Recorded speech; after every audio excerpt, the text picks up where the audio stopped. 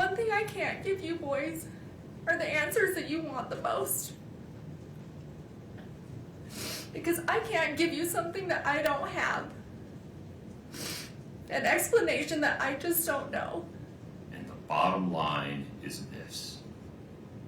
Kouri Richins was convicted unanimously and beyond a reasonable doubt of attempting to murder Eric Richins, her husband, and the father of their 3 children. And then, having failed in her first effort of spending the next 17 days, not changing course, but doubling down, preparing to try again, and ultimately completing the act through the administration of poison. And for what? Money. All for pecuniary gain.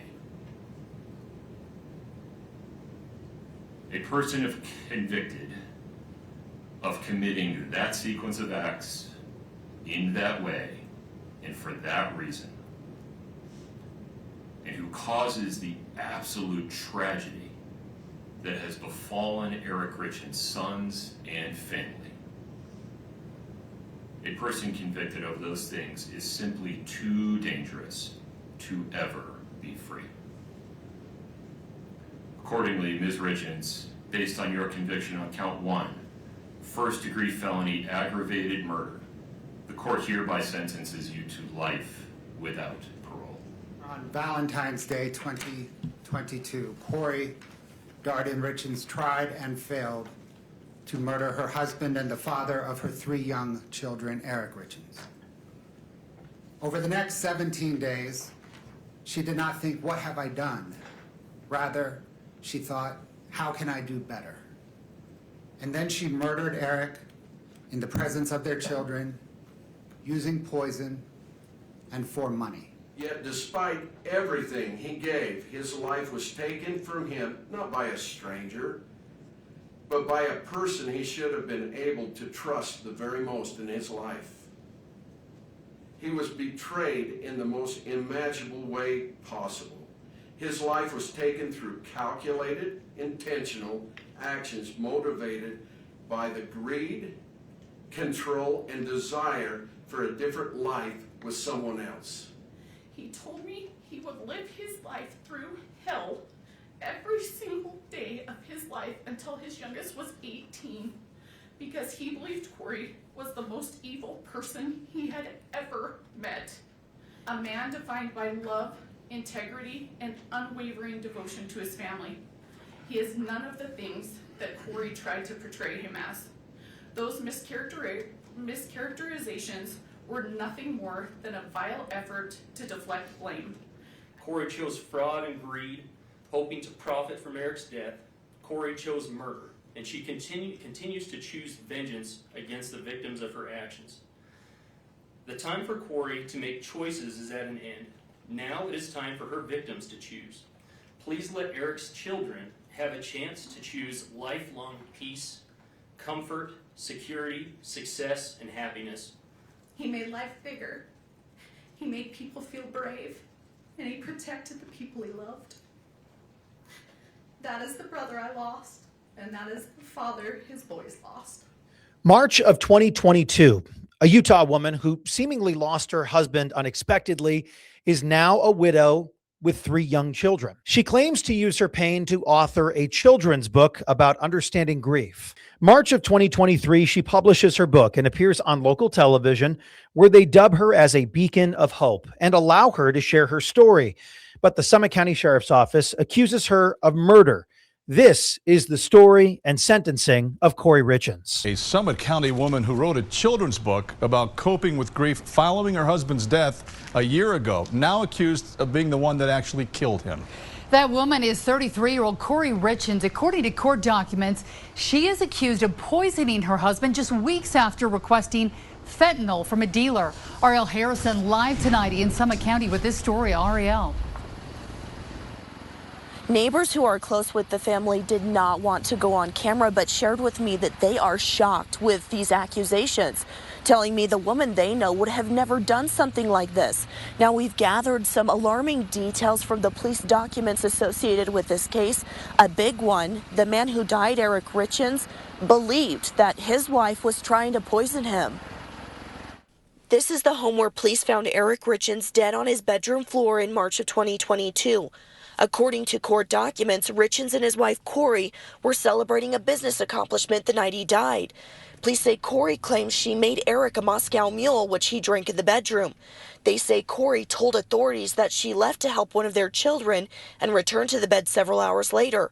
It was then, they say, she noticed Eric was cold to the touch and called 911. Evidence gathered in the death investigation revealed Kouri claimed she was away from her phone that night and it was left on a charger by her bed. Teams, however, gathered evidence the phone was in use during that time and sent messages had been deleted. Additional evidence showed Kouri was in contact with a drug dealer in Ogden leading up to Eric's death. The legal documents state she received both hydrocodone pills and fentanyl from the dealer, claiming the drugs were intended for a client experiencing back pain. At one point, police say she requested for, quote, the Michael Jackson stuff, asking specifically for fentanyl. Information from the autopsy report determined Eric died from an overdose of fentanyl 5 times the lethal dosage.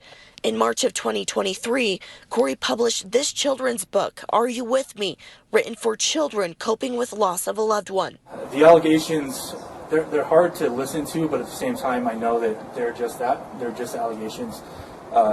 They have nothing substantial on her at all. If and when this actually goes to trial, I have complete confidence that we have all of the proof to disprove everything that they're trying to claim. As far as the case goes, I am 100% confident in how this is going to go. My biggest fear that we have is really finding a jury pool that hasn't already been taken by the prosecution. First of all, that she's innocent. She absolutely did not and could never do this. She's been a model citizen of Summit County, in Wasatch County as well. She's an amazing mother. She's an amazing wife. Great sister, obviously, to us. And it just breaks our heart that she's going through this, but I think that she's strong enough to get through it because she knows, again, the truth is on her side. How were the boys? Did the boys know what was happening? They knew something was happening, and they could see the ambulances and cops coming in. Very distraught. How many houses would she have on average that she was working on or trying to flip? At one time? Yeah. I would say on average 3. So it was kind of a constant rotation of buying a home, fixing it up, selling it. Yes. It's been more than 2 years since Kouri Richins died. Since then, his wife, Kouri Richins, wrote a children's book about grief and loss. Then, she was accused of poisoning him at their home in Camas. Her family's not wavered in their support of Kouri. Her mom, Lisa Darden, saying this in an interview with CBS. For anybody who knows Kouri, she could not have done this.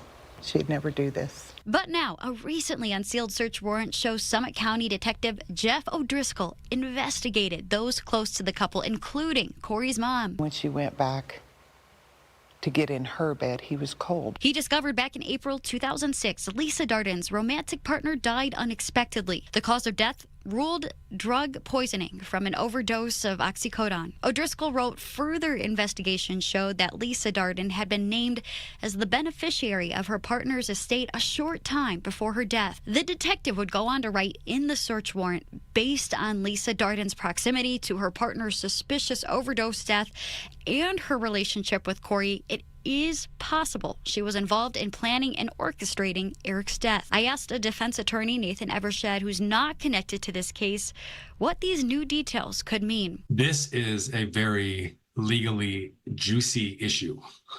This is something that is going to be investigated. He says it becomes a question of, well, certainly one of the things that the government is going to point out to is just like, what are the just chances of this? After spending over a year incarcerated, Kouri Richins would spend another year behind bars, filing multiple motions and appeals through her attorneys, attempting to change the location and venue of the trial and getting a new defense team. On the record today, Defendant's motion to change venue is respectfully denied. After 2 years in jail, Kouri Richins held back tears in court, realizing her time behind bars is far from over. Have you discussed with Ms. Richins the fact that interlocutory appeal process may take years? We'll take an emergency appeal. I don't think it will take years, but we know it will take a minimum of months. Richins is accused of killing her husband for financial gain and faces a total of 9 charges. In the 3rd District Court Monday, the judge heard arguments from both legal teams, including an expert witness. This is a relatively small community, and you can see 70% have talked about this case or heard people talking about it online. Dr. Brian Edelman took the stand to share his findings surrounding a community survey conducted about pretrial media coverage. There's research on this, and it shows that favorable pretrial publicity is not as impactful as negative pretrial publicity. Something the judge acknowledged in court with the case, yet still denied the change of venue. The court finds that there has been an extreme level of media attention on this case. And that coverage has been incomplete and therefore misleading. Considering the James factors as a whole, the court does not find a reasonable likelihood that a fair trial cannot be had unless defendant's motion to change venue is granted. The firm representing Kouri Richins asked to be removed from the case. That's right. Today, a judge granting that request. Jim Spiewak took a look at what this means for Richins as the case moves forward. Tonight, Kouri Richins doesn't have an attorney defending her against the allegations that she poisoned her husband with drugs. That's because today a judge allowed her defense attorney to withdraw from the case after claiming there was an irreconcilable situation. The case doesn't start all over.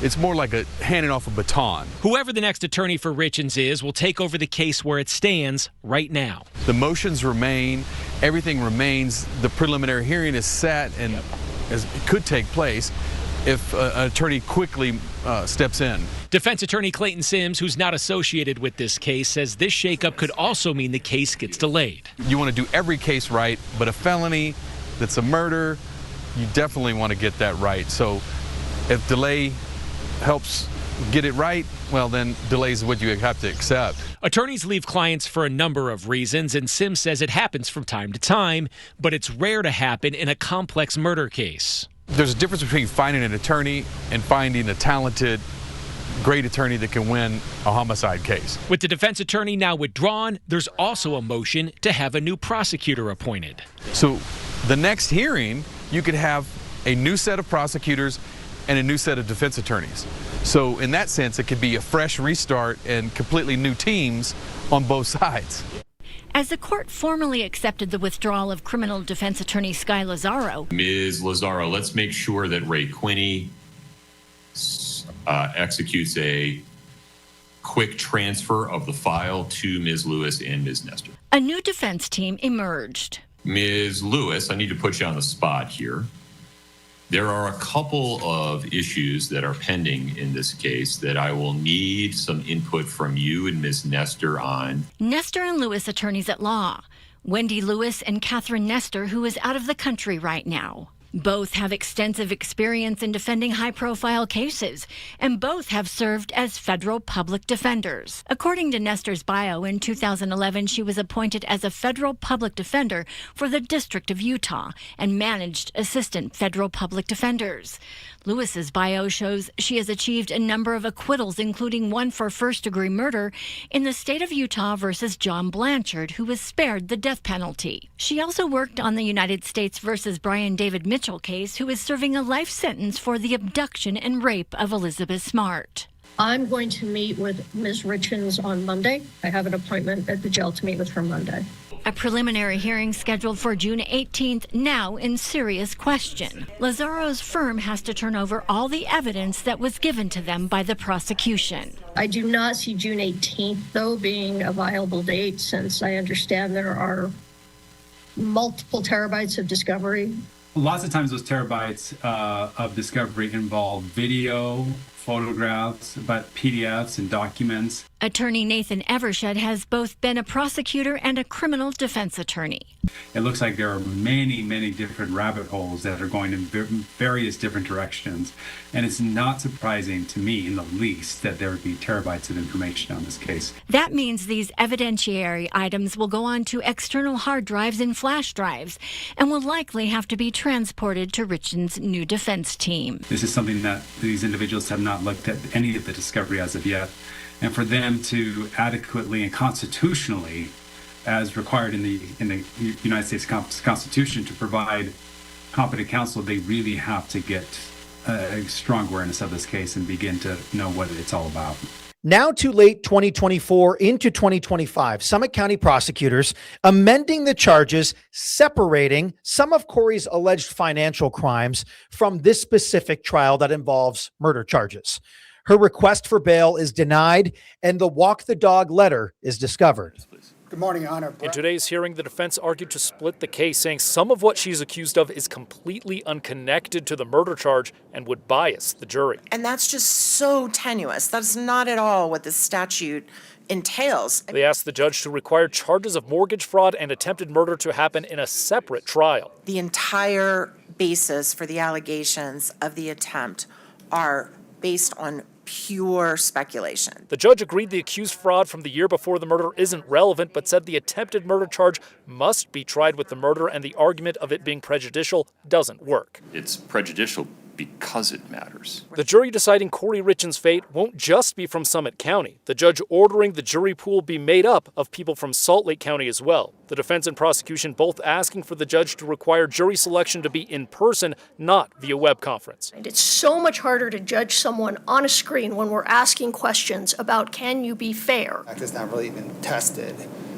I don't know why we would take a chance. Richins' attorney also asked the judge to let her out on bail, saying she's complied with every order, and keeping her behind bars makes it harder to help her attorneys prepare for her defense. It just can't be overstated the disadvantage we are at when we cannot review the case materials with our client in a functional way. The judge saying no, partly because of the severity of charges, plus the loss of her business and fraught relationship with her children could give her reason to flee. Structurally, she just doesn't have the same connections to the community that she had then. When she invited you in, did you Mirandize her? No. That's Summit County Sheriff's Detective Jeff O'Driscoll on the witness stand on January 23rd, being questioned about going to Kouri Richins' home on April 14th, 2023. Did you know she had a lawyer?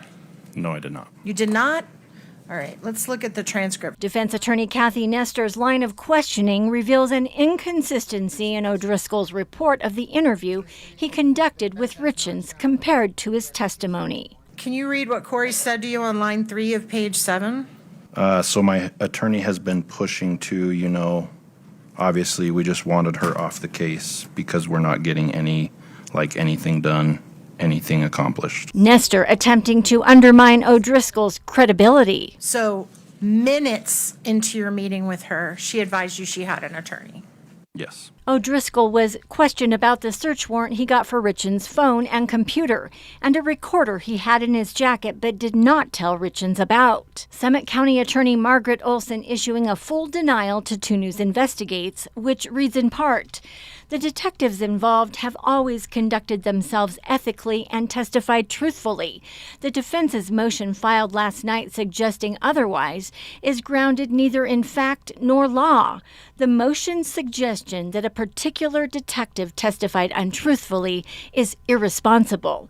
It goes on to say it is highly unfortunate that the defense in this case repeatedly chooses to malign individuals instead of focusing on substance and evidence. It's unknown as to what's there. Former prosecutor, now defense attorney Nathan Evershed. The defense is honing in on this.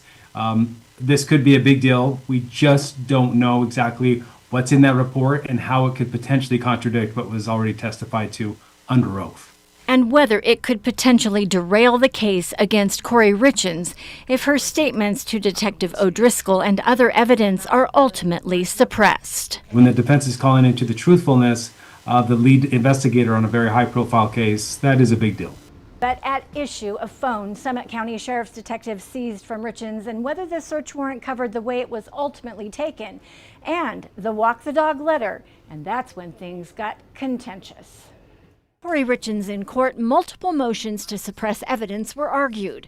Kathy Nestor argued that the warrant detectives Maynard and Woody got did not cover the way they obtained her phone because it was not on her person. What they did was searched a vehicle using her hands to do it, directing her to hand them something out of a vehicle they did not have authority to grab, and they grabbed it. And that's our position. What's more? It was give me your passcode from an armed police officer while surrounded by armed police officers in a house where after she had just been detained for 20 minutes. Prosecutor Brad Bloodworth says even if she wasn't in custody, there was a break in the sequence of events. Next came the walk the dog letter and whether it was attorney work product or attorney-client communication, and why at no point did anyone try to claw it back. Prosecution's 26-page motion cites the letter as exactly what it appears to be, a letter from Richins to her mother written to tamper with witness testimony, manipulate publicity to influence potential jurors, and retaliate against Eric Richins' family. The defendant wrote it because she was scared for her life. Recorded jail calls. Richins and her mom talked about the day being a gut punch and heartbreak that the true crime writer was unable to publish that Eric Richins used illicit drugs. The true crime writer and her researcher are doing everything they can to get it out there in the media and turn it around. 2 days later, the walk the dog letter was found. September 15th, 2023, Richins' mom gave an hour-long interview to Daily Mail and told them what no other witness would say. Eric used opioids, pain pills, and bought them off the street. Later that same day, Dennis Kouri told Richins, stop writing. Defendant's mother reminded her, we need actual proof. Ronnie, don't have it. Nobody has it. Richins' defense attorney Wendy Lewis saying Sergeant Thomas reading the letter was improper to begin with. Something went off the rails here, and instead, this document was read improperly by Sergeant Thomas based on that first paragraph. And then it was immediately disclosed publicly as part of a pleading. Prosecutor Bloodworth contends Richins could have testified about this letter but would have been subjected to cross-examination, saying the defense has not met their burden to suppress it. Judge Richard Mrazek is referring to Richins' previous attorney Sky Lazaro and asks Bloodworth. When the defendant writes in a letter that appears to be about to go to her mother but never did, Sky says X, Y, and Z, why would I suggest... Why do I have any basis to think that she's not going to be truthful with her mother about what Sky said? Then the state was scolded. Because of all the untruthfulness throughout her entire history and being detained. That's where you got to pause for a second. She's presumed innocent of all of that, and so I got to stay on the face of the document. Now, a motion to suppress electronic data was also argued. Judge Mrazek said he would take the motions under advisement and issue written rulings. There are more hearings later this month. Additionally, he scheduled a hearing on April 18th on a motion to strike certain jurors for cause based on their responses on the juror questionnaire. After years in the spotlight, the Kouri Richins murder case is now moving forward. Richins is charged with the murder of her husband, Eric, in March of 2022. Now, while the long-awaited trial begins later this month, jury selection actually starts tomorrow, and as that process gets underway, a 2 News investigative reporter Ariel Harrison explains what needs to happen in an effort to find an impartial jury for this very high-profile case. Years of headlines, film productions, and online speculation. It's about as long as I've ever seen. This 23-page jury questionnaire with 99 questions is shedding light on the type of jurors legal teams on the Kouri Richins murder case are looking to seat and avoid. Both sides are really trying to kind of get intrusive, and they're doing a very effective job at that. Nathan Evershed is a former prosecutor and is not affiliated with this trial. With 20 years of experience working with juries, including selection, we asked him to look through the form the jury pool is being asked to fill out. Some of those questions ask prospective jurors about their primary source of news, TV programs regularly watched, bumper stickers, the groups they've donated money to, or whether they've been divorced. What is typical is to ask questions, biographical information, family background, things like that.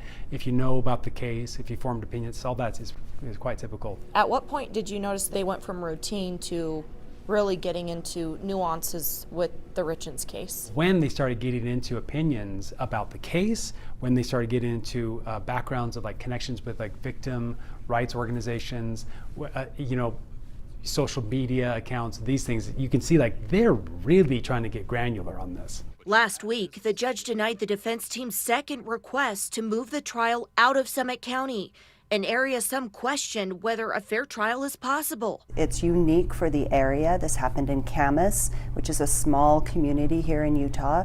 Everyone knows everyone. Melinda Ruth, an experienced jury consultant based out of Utah. These are going to be community members selected to sit on this case and ultimately decide, right? Exactly. She says over a 5-day period, the court will collect data from the jury questionnaire in an effort to seat 12 impartial jurors as well as alternates. It's called a voir dire process, and they have all the questionnaire answers, and then they have the jurors come in different panels depending on the numbers, and the judge asks them questions, and often the attorneys will have a chance to ask questions. Also not connected to this case, if she were, Ruth would sit in the room as this happens, watching and making note of not just the written responses, but the verbal and nonverbal cues. It's not so much even how they are responding to their own responses, it's also how the other people in the room are responding to the person responding. She says both legal teams then go through a striking process where prospective jurors are removed for cause. Meaning, like, if there's a scheduling issue, or it's just a blatant, like you have a hearing loss, or a blatant bias, someone involved in the case, you'll be struck and you'll be released to go home. But it doesn't stop there. She says there's another set of strikes that is predetermined by the judge. Each side will only be allowed a certain number of those strikes. There's a lot going into the selection process, not just of like, is this a non-biased juror, but they're thinking small group dynamics. A good prosecutor is going to be looking to get a group of humans together that looks like they could be cohesive in their decision making. Whereas defense is going to look for people that might be willing to stand on their own a little. February 23rd, 2026, the years-long awaited trial finally begins in Park City, Utah. Week 1 of Kouri Richins' murder trial wrapped up, and we're going to get you caught up on everything that happened this week. We are going to begin with today, Friday. It was a full courtroom, 24 people, including some of Kouri's family that was there. We first heard from Carmen Lauber. She is the former housemaid that is accused of supplying Kouri with the drugs that killed Eric Richins. She was cross-examined by Kouri's defense team. They continuously tried to discredit her credibility. And even the bailiffs had to get involved today. They tossed 3 people out of the courtroom, 2 for taking pictures and another person for drawing a sketch. Good afternoon. Carmen Lauber is her name. She was the former housekeeper for the Richins, spent all day, really in the afternoon hours on the stand. The defense had an opportunity to cross-examine for a little bit, but they needed to pick that back up this morning. Then we had the re-exam by the prosecution. The defense really focusing on discrediting what was said yesterday during the prosecution's timeline they were trying to paint about when those drugs were purchased, who they were purchased from, where they got them, and where they were sent to next. And the defense really hammered in on that. Take a listen. That time you said you only purchased 2 times from Mr. Crozier, correct? Correct. Now you're saying you purchased 3 times. Correct. I know you've changed your story, and you're now saying there was another purchase, but we're talking about what you told them a year after these events. Do you understand? Yes.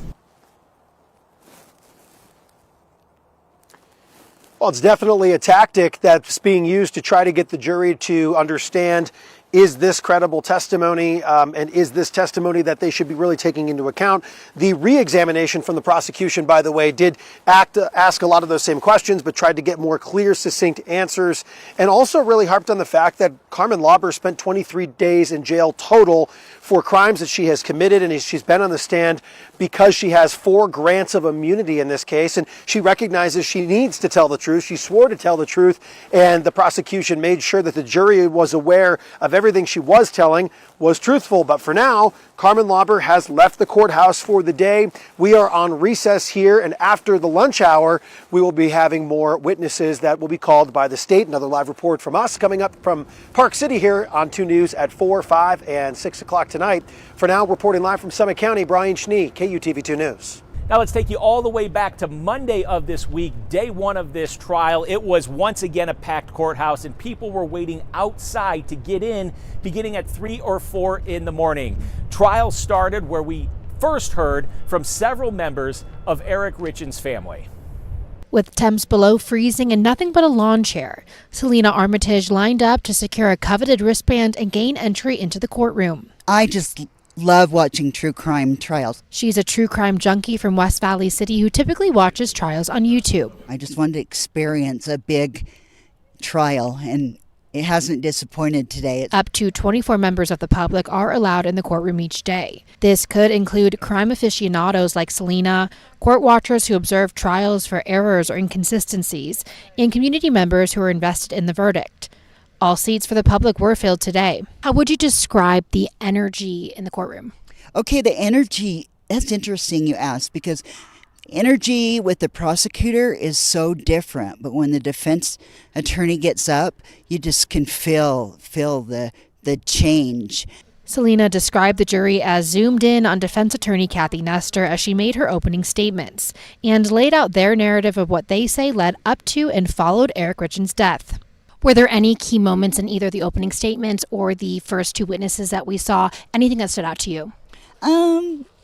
When they brought his father on, that was very sad. I know they have to do that. The state called Eric's father, Eugene, his sister, Katie, and her husband, Clint. Direct, tense, and sometimes emotional testimony followed. Selena says not reacting is a challenge.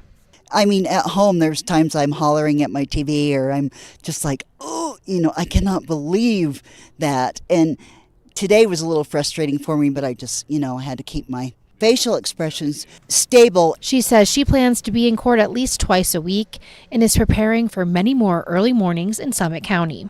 Now, day 2 of the trial on Tuesday, we were introduced to some never-before-seen body cam video of deputies that first arrived on the scene inside Eric Richins' home, and we heard a lot about the toxicology report and what was and what was not inside Eric's body at the time of his death. Today was day 2 of the Kouri Richins murder trial, much of the focus on the blood test results from Eric Richins.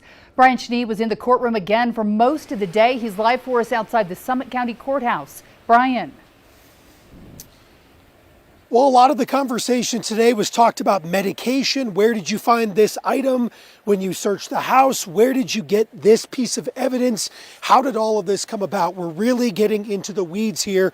About 8 people started to take the stand today. So we've actually had a lot of members of law enforcement make their way through, some EMTs, some medical experts. One of the interesting parts is when you hear this story, when you've heard about what happened or what is alleged to have taken place, the word fentanyl comes up, and we finally got into how the fentanyl may or may not have gotten into Eric Richins' body with a forensic pathologist, someone who was retired and worked for the Office of the Medical Examiner back in 2022. And they discussed this at length today. Take a listen.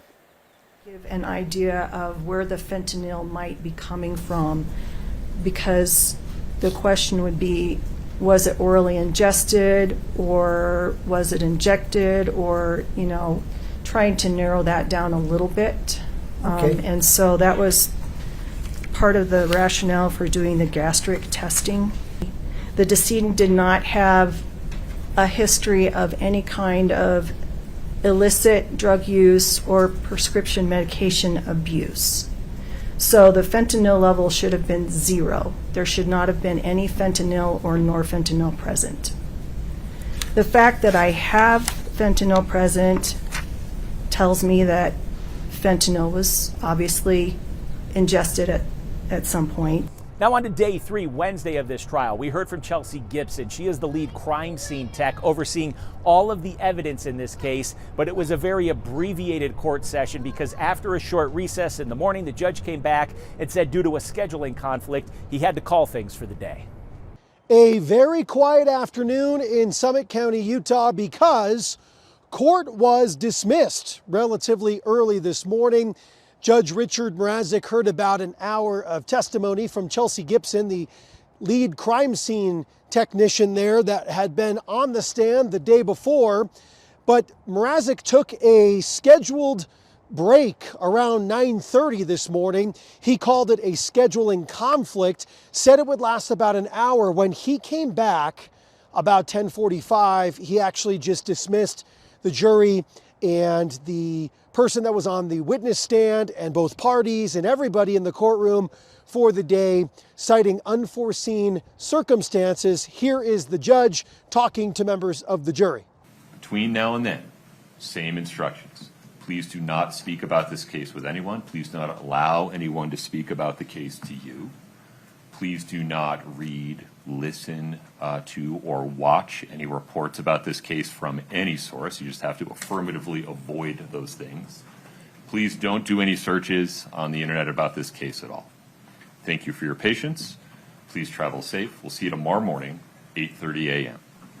So everything gets going here tomorrow, Thursday, at 8:30 a.m. That means Chelsea Gibson, who has been introducing a lot of evidence and talking to both sides about the investigation and how that went with photographing the scene and looking through the home that belonged to Kouri and Eric back on March 4th, 2022, and then going back to serve a search warrant, she will have to take the stand 3 days in a row.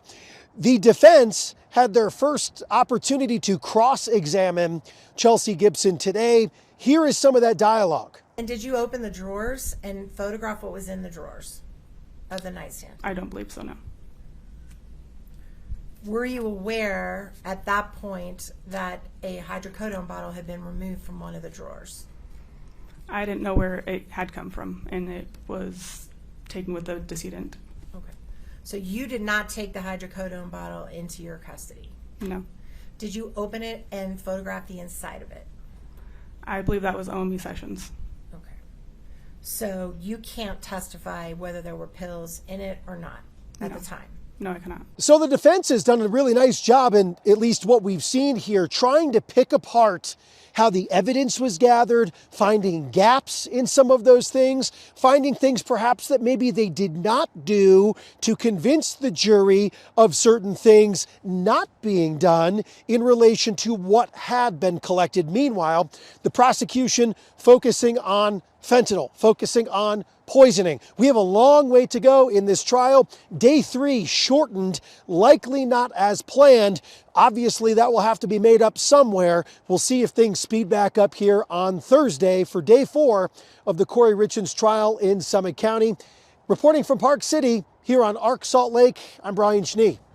Now, day 4 in the trial of Kouri Richins. I am your host, Jim Spiewak with KUTV2 News. And joining us once again, Nathan Evershed, who is a defense attorney not associated with this case, but he's here every day to help us add a little extra context. Nathan, once again, thank you very much for being with us. Happy to be here. So day 4, a lot happened today. We saw a very abbreviated court session yesterday because of a scheduling conflict with the judge. Today was much different. We got to a ton of stuff. What really stood out to you on day 4 of this trial? One of the most critical witnesses of the case, which I know we'll be talking about, the housekeeper, took the stand, and really essential witness, and one that the defense is really hyper-focused on, as they should be. But also, we had a lot of other witnesses, the toxicology and the scene and those things being wrapped up as well. So based on all of your experience working in trials, does anything surprise you, or is this sort of the standard progression of how these types of cases will play out over the course of a trial? I think it's a really good move by the prosecution. They've now covered the scene, they've covered the medical examiner, and then they're wrapping that up with toxicology. And now they're transitioning towards where did this fentanyl even come from, and eventually they're going to be transitioning towards motive as well. So it's easy for the jury to follow. So that's exactly what we're going to talk about. So before we get to the former housekeeper, which, as you mentioned, is one of the very, very important and key witnesses in this case, we're going to talk about the toxicologist. This is the person that got on the stand today, and she spoke about what was in Eric's body at the time of his death. And we do have some sound that we're going to cue up for you right here, and go ahead and play that sound. Let's go ahead and take a listen to what the toxicologist said. In this case, what did you find in the confirmatory test? Fentanyl and norfentanyl. Okay, and did the confirmatory test identify levels? Yes, so fentanyl was reported at 15 nanograms per milliliter, and norfentanyl at 3.3 nanograms per milliliter. All right, so Nathan, maybe an obvious question, but what is being laid out right here? That they know how Eric Richins died, that it was an overdose on fentanyl, and that there was quite a significant level of fentanyl in his body. To that point right there, 3 nanograms of fentanyl is considered a deadly lethal dose. Eric Richins had 15 nanograms of fentanyl present in his toxicology report. So that's 5 times the lethal deadly limit that was in his body. One of the things that stood out to me, I didn't hear any testimony about THC being found in his body, and there has been some discussion about potential THC edibles or gummies that may have been taken at this point. Is there anything that we're to make of that? Because there's also been talk about a fentanyl-laced cocktail as well. Correct. And so there's been a lot of focus on find THC gummies or looking for that or those things. So it's rather curious that there'd be so much focus on that when that's not in his blood, which is a really good thing for the prosecution to point out. Ladies and gentlemen of the jury, you've heard a lot about this. I guess what was in there? THC. Okay, so then the trial moved on to one of these really important witnesses, Carmen Lauber. She's 54 years old, and currently she works with people with disabilities, and she got on the stand and immediately testified that she does have a history of drug use. She has admitted to selling drugs in the past, has a criminal history with drugs, possession, distribution, felony convictions around drugs. She did testify, though, or we learned that she was testifying because she was granted immunity to testify in this particular case. So for those that might be unfamiliar, what are we looking at here? Some people might say, well, she's protecting herself. What do we make of that? Well, and that's certainly what the defense is saying, is that she's protecting herself. Immunity just means that she does have constitutional rights where the government can't force her to testify against herself. But in this case, the government's saying, well, if you testify truthfully, we promise that we're not going to use these words against you. As a matter of fact, we're going to give you a better deal with these cases that are here. So weighing her options, she decided to take that deal, certainly with the advice of counsel as well. And that way, what is said in court cannot be used against her at any further prosecution. And here's why the prosecution wanted her to testify. We're going to cue up some more sound right here. This is of Carmen talking about how, in her words, providing Kouri with drugs, at first painkillers. So let's go ahead. I'm going to go ahead and play this right here. Take a listen. Did Kouri Richins ever ask you to purchase for her illicit drugs? Yes. How many times? 4. Did you purchase illicit drugs for her? Yes. How many times? 4. So when the jury hears that, what do you think jurors are thinking at this point? That a big question has been answered, potentially, which is how did Kouri Richins get fentanyl? And in this case, with that being potentially answered by the prosecution, that's a massive, massive answer. Now, you can see why the defense would be focused so much on her and trying to discredit her, which I'm sure we'll talk about here in a second. But the prosecution is, they could have proceeded with this case without someone providing this, without evidence of how this fentanyl came to be. They say that they have the answer to that, and it does make their case a lot stronger. What I mean by that, Jim, is that the jury believes the housekeeper. It is very difficult for them to say not guilty in this case. If they find her credible, believing that Kouri got fentanyl from her, then what's the next logical step, especially with that timeline?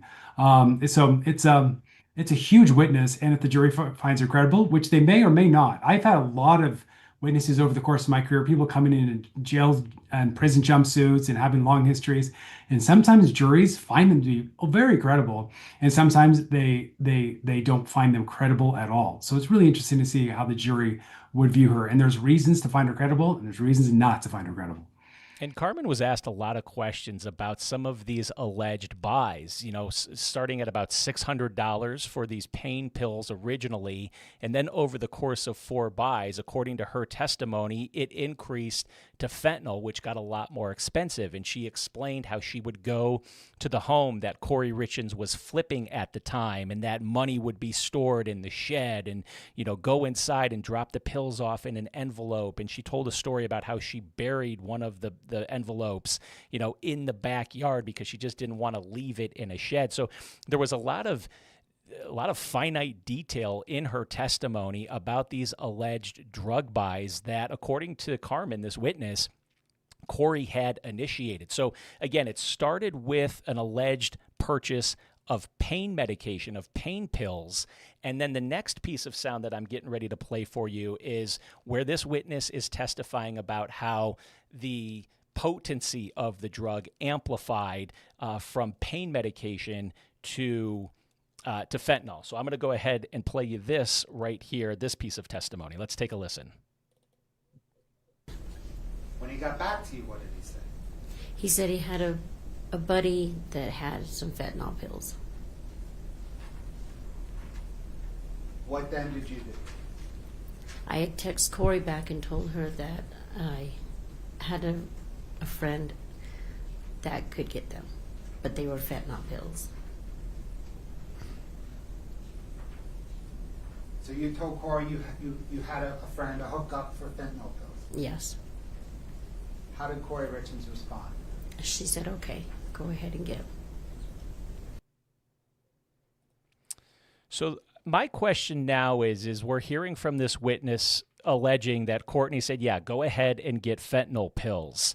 But does that necessarily mean that it was those pills that ended up in Eric's system?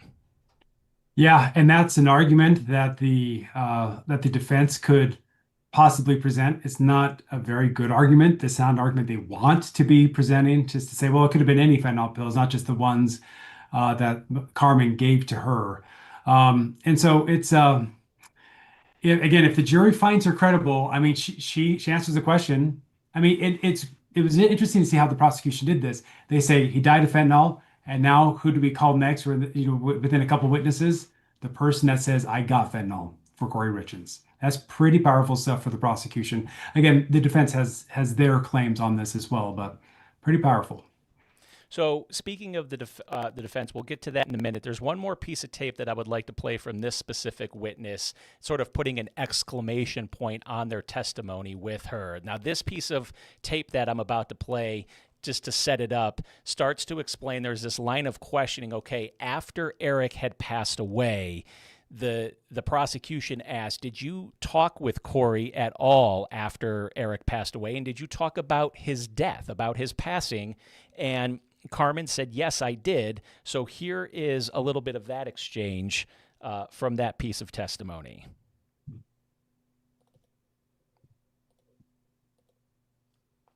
Yes.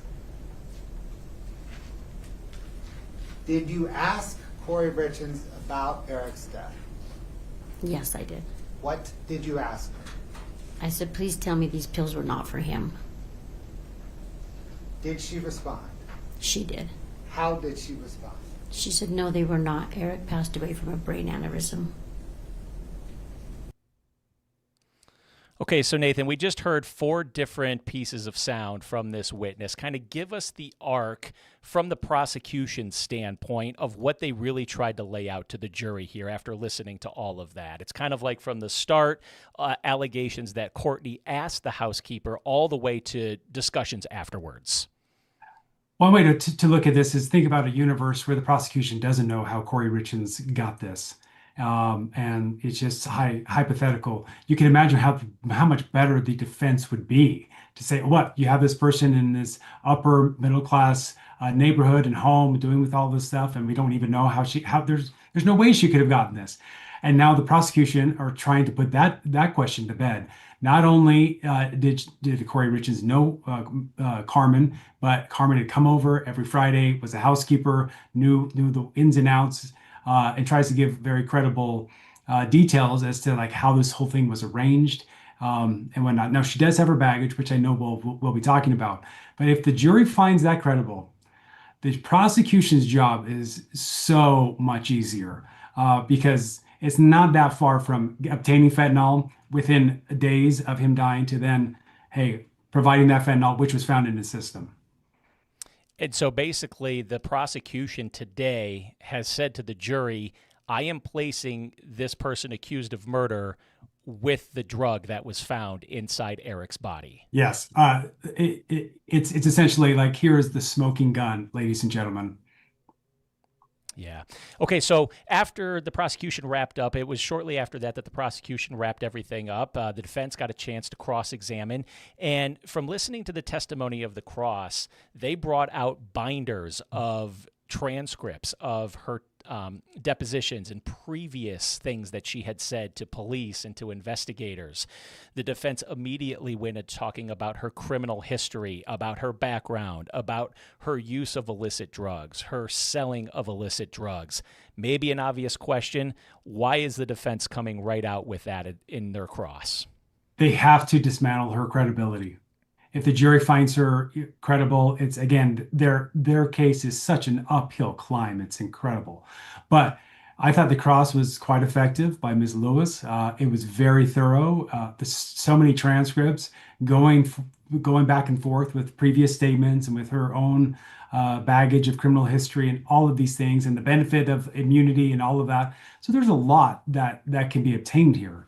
And so that's the reason they have to find, they want the jury to find her not credible, to not put any kind of credibility into her testimony whatsoever. Is every jury different? Do they weigh a lot of the history and the baggage that a witness may have versus what they're saying right here? Or does it all play into its credibility and every situation is different? I mean, if someone is admitting, yes, I did this in my past, but this also happened, does it sway a jury? Do they put a lot of emphasis in your experience on what someone did in their past? They can. What I have found, Jim, in dealing with hundreds of witnesses like these, the jury wants, if the jury likes the individual, that almost overcomes everything. If they find that the affect is sweet and is understandable and this person's had a troubled past and et cetera, et cetera, et cetera, that can go a long way. And that's probably where the prosecution is probably taking a little bit of a win today, because she does come off that way. But if someone comes off as calcitrant or not believable or something like that. So a lot of it is personality at the end of the day. It's not just baggage. It's not just what's happened in their past, but it's how they can explain that. So both sides have something to work for here, or have something that they can hang their hat on. On the one side, the defense has a lot of issues that this witness has in the past, but the prosecution, a lot of details, a good affect, quite a likable person. And so it's going to be interesting to see how that jury takes it. Okay, so I'm going to go ahead and cue up some sound from this cross-examination of this witness right here. Again, this is Kouri's defense team cross-examining Did Carmen. they review your answers with you? Yes. All right. So they reviewed with you when the drug buys happened, correct? They would ask me the questions and I would answer. Did they correct you if they thought you were, if they thought your answer was wrong? Not really, no. All right. Did they practice cross-examination with you? And I'm going to pause it right here and let everybody know that what she's questioning her about is, did the prosecution in preparation leading up to today's testimony, did they coach you in any way? Did they rehearse? Did they tell you what to say? Did they feed you answers? This is her responding to that line of questioning. Let's go ahead and continue to listen. Yes. So they did we call it a mock cross. Someone pretended to cross-examine you, is that fair? Yeah, they kind of just brought up how you were going to bring up my past, how I was going to feel. Okay. That's all? Yes. All right.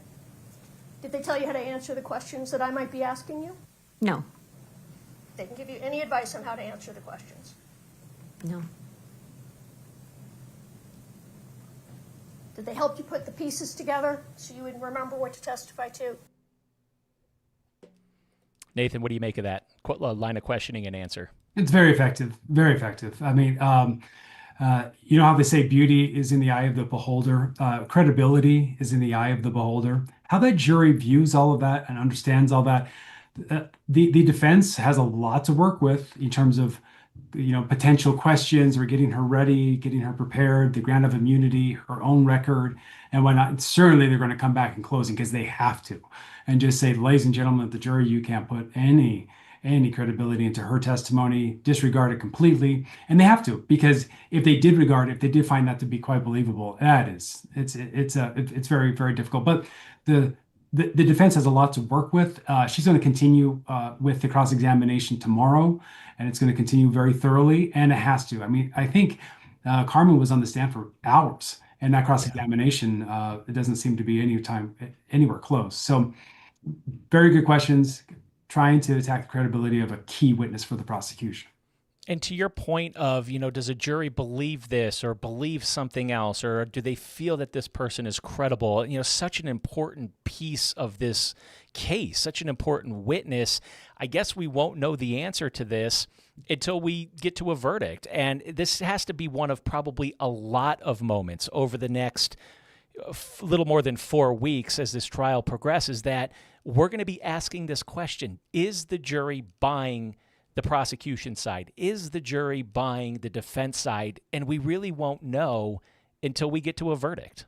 100% right. And this is where nobody can say exactly how the jury's thinking, but because through our own unique eyes, maybe she looks credible or not credible, but it's that jury, and we don't know who they are. They're randomly selected. They have to be fair and impartial. And I've seen it multiple ways, and I would have to stop guessing.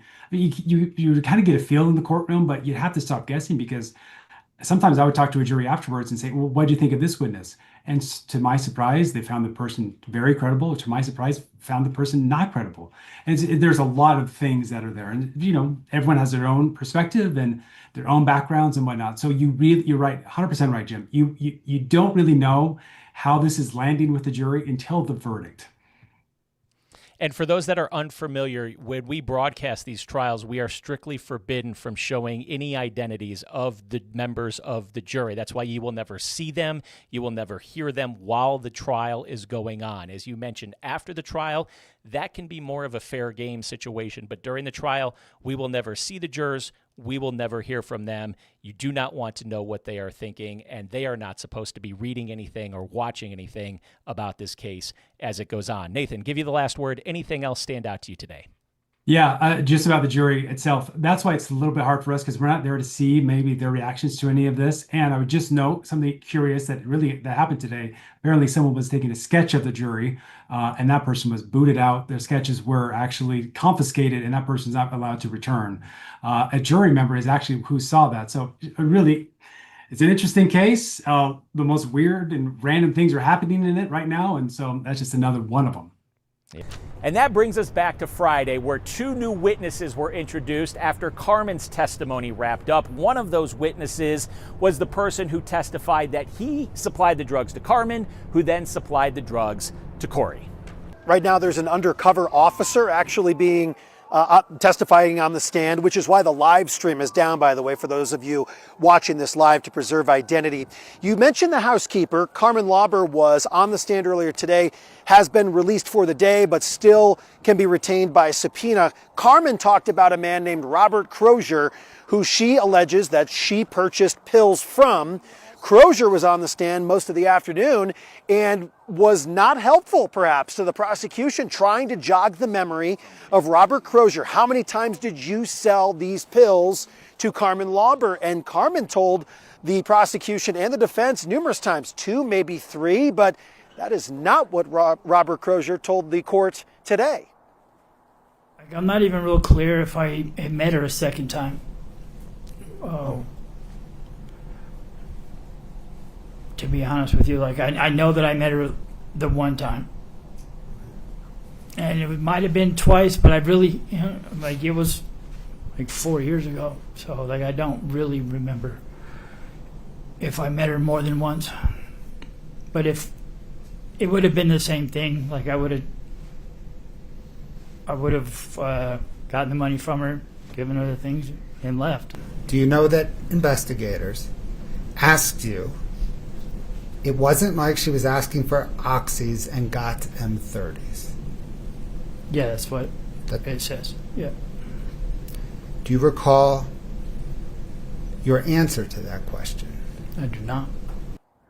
The case against Kouri Richins just about ready to go to jury deliberations as both sides rested their case, and here is everything that happened this week at trial. In day 10, Eric Richins' former business partner and close friend Kouri Wright took the stand. Defense attorney Kathy Nestor questioned Kouri on Eric's drug use. Kouri said that he had been told Eric was on pills, but never knew what kind. Court getting out around 4:30, but boy, was it an interesting day. We had Eric Richins' business partner, one of his better friends, talked about their relationship, their hunting trips together, also their business. That was Kouri Wright. Took up a good portion of the morning. We also heard from the lead detective on this case, who testified about what they did when they got into the home. What were some of the things that they looked for? And is there a conversation that stands out? And can you explain, just because we're going to get into this in a minute, what they told you on that second conversation? I'm trying to remember. They said they had been fighting a lot and that Kouri was erratic when she was drinking and that Eric had told them that she had threatened to kill him. So it was just her word. You didn't corroborate with anybody else? Not that I can recall. Most of the afternoon, entertaining conversation from a private investigator who spent nearly 1,000 hours working this case. Todd Gabler was sought out by the Eric Richins family, going through documents and spending time at the household as of May 8th, 2023, when that house was turned over by the sheriff's office. Detective Gabler was there, saying that he walked through it with one of Kouri's attorneys at the time and then continued to stay there virtually for almost 5 days in a row. And he uncovered a lot of things, he says. How many have you worked for the defense? All of them. I have always sat on that side of the room, standing in between the state and a defendant. And you mentioned, sir, that you testified about 12 times. Have you ever testified for the state? Never. In this case, it was clear to me that two hypotheses needed to be looked at. Number one, Eric took his own life as a matter of accidental overdose. Number two, Kouri Richins surreptitiously had Eric ingest a massive amount of fentanyl and killed him. So, as the case proceeds, and I see new data, I see phone data, I see computer data, I interview people, I look at documents or things or other devices. All of that data gets fed into one of those two hypotheses, both of those hypotheses. Does this confirm it? Does it deny it? This morning, they had a handful of witnesses. We made it through most of them, including one of the two law enforcement officers. We also had a crime scene tech who also spoke today, specializing in handwriting.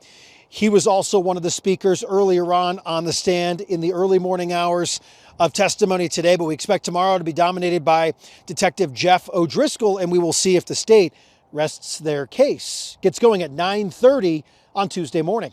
In day 11, there was a dispute over evidence. The defense requested more than 1,000 pages and 7.5 hours of video be published. Meanwhile, the state requested that only portions of it be made public and published and released. After several hours of debate, Judge Masrick granted the request for a one-day continuance to allow time to review the transcripts and choose what is admitted. Going to allow the portions to go back to the jury room. Did I misunderstand that? Well, I think there's a basis to do so. It gives me the willies, quite frankly. Brian Schnee's been at the courthouse again today and joins us live from Summit County. So Brian, this brings us up to speed on what happened in court today. It was a short day.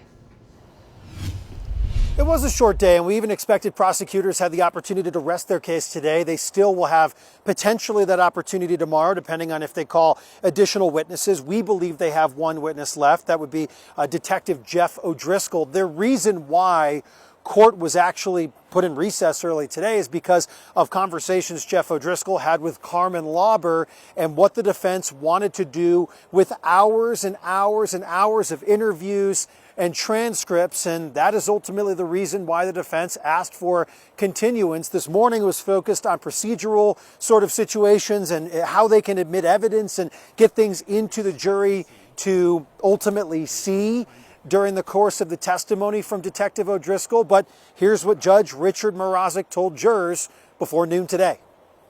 We've been working very hard on some legal issues that will materially increase the efficiency of the presentation of evidence going forward. I know it's hard for you to know that, not being in the courtroom. I'm just asking you to take my word for it. We have more work in that regard to do. Rather than have you sit here while we do it, we're going to send you home for the day and not ask you to return until 1 p.m. tomorrow. So we will recess until 1 p.m. tomorrow. Recess till 1, but prosecutors, defense, and of course Judge Mrazek will be here at 8:30. The jurors really didn't spend a whole lot of time in the court today. They had about 10 minutes of testimony from Chris Kotradimos, who is a digital forensics expert who had previously testified, but they didn't get in there until after 11 o'clock. They were supposed to be in around 9:30, so today was really dominated by this back and forth from the defense, who, by the way, asked for a 2-day continuance. That was quickly denied. They had until 6 o'clock tonight to file a motion, so the state and the judge could look at that before we get things going for day 12 tomorrow morning here in Summit County at 8:30 a.m. During day 12, Carmen Lauber was called back to the stand and she was grilled about her past as a parolee. And finally, the state called Detective Jeff O'Driscoll. He's the lead investigator on Kouri's case. He told the jurors that he wanted to look at the case with a blank slate when he took over the investigation. It looks like it took them a full day to kind of sort out how they're going to handle this last witness. Lead detective, which is often prosecution team does, is to end with a lead investigator, and that's what they did. The investigator said that he came across another person, Nick Bonsavage, who Carmen had communicated with, and they were both known to be in drug court together. They were known to be friends. That led him to some jail calls between this Nick Bonsavage and an inmate at the Gunnison State Prison, and that brings up our first piece of sound that I'd like to play here. Started listening to those phone calls because they're all recorded. And we found an instance where Mr. Bonsavage was speaking to an inmate on the phone, and they were discussing getting an Xbox controller for the inmate. And he said, either you buy it or have Carmen buy it and I'll pay you back. Nick said something to the effect of, no, I can't have Carmen do it. I just tried to give her money the other day, and she told me that she had just made a bunch of money selling illicit street drugs.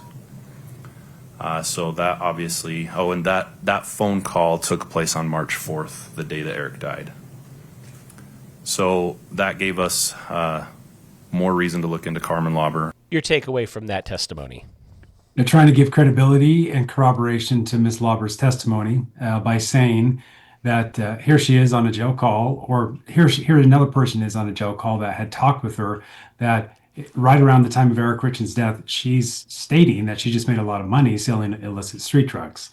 So you add that call and that conversation to the cell tower records and the cell phone records and the text message exchanges between Ms. Richins and Ms. Lauber, and what they're doing is trying to boast the credibility of Ms. Lauber, and that's exactly what the opposite of what the defense is wanting to have happen. It seems like there's several points of corroboration, and are there sometimes cases where you might not have these multiple points, and so is that what the prosecution is trying to do, to just continue to build that up? Yes, I think they're trying to present an overwhelming case of corroboration that you can trust Ms. Lauber. And this is where it ties back to what we were talking about before, is that they're also trying to paint a narrative that Ms. Richins is conniving or manipulative. And that's what they're trying to do, is build corroborating evidence of, look at this book, look at this journal, look at this letter, look at these things. She's directing a bunch of this stuff. And so they're trying to paint that picture as well. All right, then we get right into the walk the dog letter. This is something that the jury had not seen before today. I'm holding up a copy of the walk the dog letter. It's a handwritten letter, allegedly by Kouri Richins, that investigators eventually got their hands on. What prosecutors are alleging in this letter, if you've not heard of this walk the dog letter, is essentially Kouri it was written to her mother. Kouri wrote this to her mother, allegedly, and it lays out what look like instructions to give to a possible witness in this case. So I guess my initial question to you before we really get into the nitty-gritty of this, Nathan, is this letter a confession not to murder, but to Kouri knowing she needed a story, and this is her trying to build one, trying to coach witnesses? Is that what the prosecution is laying out by introducing this walk the dog letter? Yes, this is like manna from heaven for the prosecution. And it came out of nowhere. Apparently, after she was arrested and she was charged with murder, apparently they located this in her jail cell. That evidence didn't come in to jury trial today, that it was in a jail cell. But that's where it came from. And in a case where they're trying to show that she's conniving, manipulative, trying to direct how this whole thing should go, here comes this letter that allegedly it kind of points towards that narrative quite strongly, essentially saying, tell this witness to say this about Mexico and how Eric had a problem with fentanyl and all of this stuff. It is enormously damaging to the defense. They did their best that they could do to kind of downplay this as much as they could. But I'm sure when her attorneys initially heard about this, they were just gobsmacked. During day 13, Detective O'Driscoll was called back to the stand to finish up his cross-examination. It only took a few minutes before the prosecution ended and rested their case. Right before the lunch break, the defense requested a directive verdict. That's when a judge decides the outcome of the case without the jury because the evidence is legally insufficient for one side to win. Judge Mazurek considered it, but ultimately denied that request. It has long been established that the elements needed to make out a cause of action may be proven by direct and by circumstantial evidence. And if there is any evidence, however slight or circumstantial, which tends to show guilt of the crime charged or any of its degrees, it is the trial court's duty to submit the case to the jury. When evaluating a motion for directed verdict, the court is not free to weigh the evidence and thus invade the province of the jury, whose prerogative it is to judge the facts. Rather, the court's role is to determine whether the state has produced believable evidence on each element of the crimes from which a jury, acting reasonably, could convict the defendant. Not will, not would, but could. Moreover, the evidence must be viewed in the light most favorable to the state. Applying these legal principles as announced by the Utah Supreme Court in State versus Montoya, 2004, UT 5. The court finds that the state has established a prima facie case against defendant Kouri Richins by producing believable evidence of each element of each crime charged in the operative information. Defendant's motion for directed verdict is respectfully denied. And what seemed to shock a lot of people in the court, the defense immediately rested their case without calling any witnesses. But we did briefly hear from Kouri because the judge wanted to confirm that no witnesses would be called. Kouri knew all of her rights and that she could, but did not have to testify. You've consulted with Ms. Richins about her, or advised Ms. Richins about her right to testify, correct? At length. Okay. Ms. Richins, may I ask you two direct questions? Yes. Do you understand that you have the right to testify at trial? Yes, I do. Are you following your attorney's advice and waiving your right to testify at trial? Yes, I am. I accept your waiver. I find it's knowing and voluntary. Okay, thank you. Over the last 3 weeks, jurors in Kouri Richins' murder trial have heard wide-ranging testimony about marriage troubles, a secret affair, and the millions of dollars she owed in debt. All factors prosecutors say led to the fatal poisoning of her husband. Nearly 40 witnesses have testified so far, including the woman who allegedly gave Richins the drugs, friends who say they had heard about the couple's marital problems, and the man with whom she was having an affair. Robert Josh Grossman is that man who had that affair with Kouri Richins as he wiped his eyes and put his head down as their affectionate text messages were displayed in court. I do want a future together. I do want you. Figure life out together. Kouri Richins texted Grossman roughly 2 weeks before her husband died.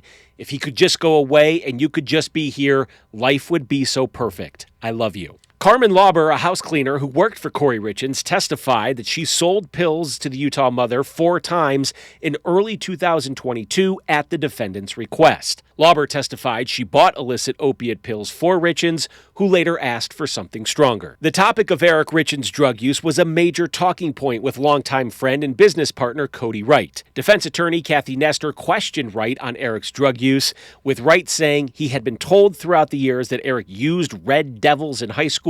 However, he could not say what those were. Oh, happening now, the Kouri Richins murder trial nearing its end. The prosecution and defense both resting their cases today. A bit of a surprise. Brian Schnee was in the courtroom when both made their decisions this afternoon. He joins us live now from Summit County. Brian. Heidi, you're right. It was a little bit surprising. We knew the state would rest today based on the pacing of the case over the last 3 days or so. We had the impromptu recess and then the continuance, and then we knew that Detective O'Driscoll would be the final witness to be called by the state. But I think what caught a lot of people by surprise, including folks that are in there and obviously people watching this case, is how the defense decided to rest without calling anybody else to clarify, to testify, to get any deeper into the weeds on these charges and ultimately the 5 counts against Kouri Richins. Your Honor, actually at this time, the defense intends to rest. We should probably do that in front of the jury, yes? Right. Okay. I agree. I just want to make sure you've consulted with your client about this. Absolutely. And keep in mind, it is 5 different counts here. We have an aggravated murder charge. We have an attempted murder charge. We have 2 life insurance related charges and forgery. All of those were touched on a little bit today. The judge also making sure that Kouri Richins understood you can testify here if you want to. Did you want to testify? And she said she was aware of that. And were you also aware that you have the option here to let me know based on if you've been counseled by your attorney? Those are the 2 main questions he asked, and Kouri did respond saying she understood. So things were relatively interesting today. I think the pacing of everything really caught everyone off guard. And again, we will get back underway here in court tomorrow at 1 o'clock. Jurors will not be here.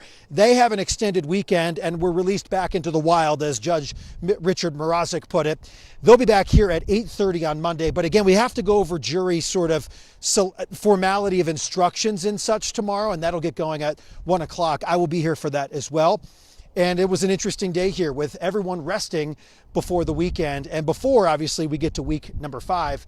I'm Brian Schnee reporting live from Park City. Let's send it back inside to Jim Spiewak with further breakdown on the case and what happened today. All right, Brian, thank you very much. Great job out there and during the entirety of the trial. So I'm joined by with Nathan Evershed. He's a former prosecutor, now a defense attorney. You and I have been talking about this case after trial every single day. Your thoughts to the defense not calling any witnesses, including Kouri? It really feeds into their theory of the case, which is the state doesn't have enough evidence to prove this, and so we're not going to need to bring in any more evidence. And it's also a strategy to not do any more harm than good. And so if the defense is not going to do this, not going to present evidence, then they feel like it's tactically better for them just to move on to closing arguments. And when we get to closing arguments, do you think what's going to come out of the defense attorneys' mouths are, show us the fentanyl? Where was the fentanyl? Where did Kouri give Eric the fentanyl? Correct. They're going to be saying, where is the fentanyl? There's no fentanyl found in the home. There's no smoking gun. There's no proof as to how this happened, how it was ingested, etc. And without that, ladies and gentlemen, the jury must find him not guilty. Yeah, beyond the reasonable doubt aspect that we've been talking about. So as we take a step back, what are some of the things that really stood out to you during the entirety of this trial? Very complex case, multi-layered, 3 weeks, 45 witnesses. You can understand why the state is trying to prove motive. Mm-hmm. And it seemed like to me that their case came in twos in a lot of respects. They didn't have one alleged drug dealer. They had 2 that took the stand. Mm-hmm. They didn't have one letter that was somewhat incriminating. They had 2. They didn't have one search in her phone. They had multiple. Yeah. They didn't have one bad text message. They had multiple. So you can see the state just saying, you know what, we actually have a ton of circumstantial evidence coming in to show unerringly that she killed her husband. And in the few seconds that I have left, I just want you to emphasize that how important circumstantial evidence is in a case like this, or this case. Right, there's no direct evidence showing that she did this, but it's all circumstantial, and under Utah law, you can actually convict someone based solely on circumstantial evidence. We'll see what the jury does. We, the jury, unanimously find that the defendant, Kouri Richins, is guilty of aggravated murder. We, the jury, unanimously agree that the prosecution has proved the following circumstance or circumstances regarding count 1 beyond a reasonable doubt. The homicide was committed for pecuniary gain, and the homicide was committed by means of the administration of any substance administered in a lethal amount, dosage, or quantity. Count 2, attempted aggravated murder. We, the jury, unanimously find that the defendant, Kouri Richins, is guilty of attempted aggravated murder. We, the jury, unanimously agree the prosecution has proved the following circumstance or circumstances regarding count 2 beyond a reasonable doubt. The attempted homicide was committed for pecuniary gain. 4 years ago, our family lost the brightest light. Eric is deeply loved and missed every single day. We are grateful to everyone who has worked tirelessly to bring justice for Eric. Our focus is now on honoring Eric's life and supporting his boys as we all continue to heal. I feel like we're all in shock. Still, it's been a long time coming. So just very happy that we got justice for my brother. My name is Gene Richins. I'm Eric's father. No parent should ever have to bury their child. It's a loss that changes you forever. Eric was taken from us way too soon. And his loss has left a permanent hole in our family that will never be filled, ever. Eric was first and foremost an incredible father.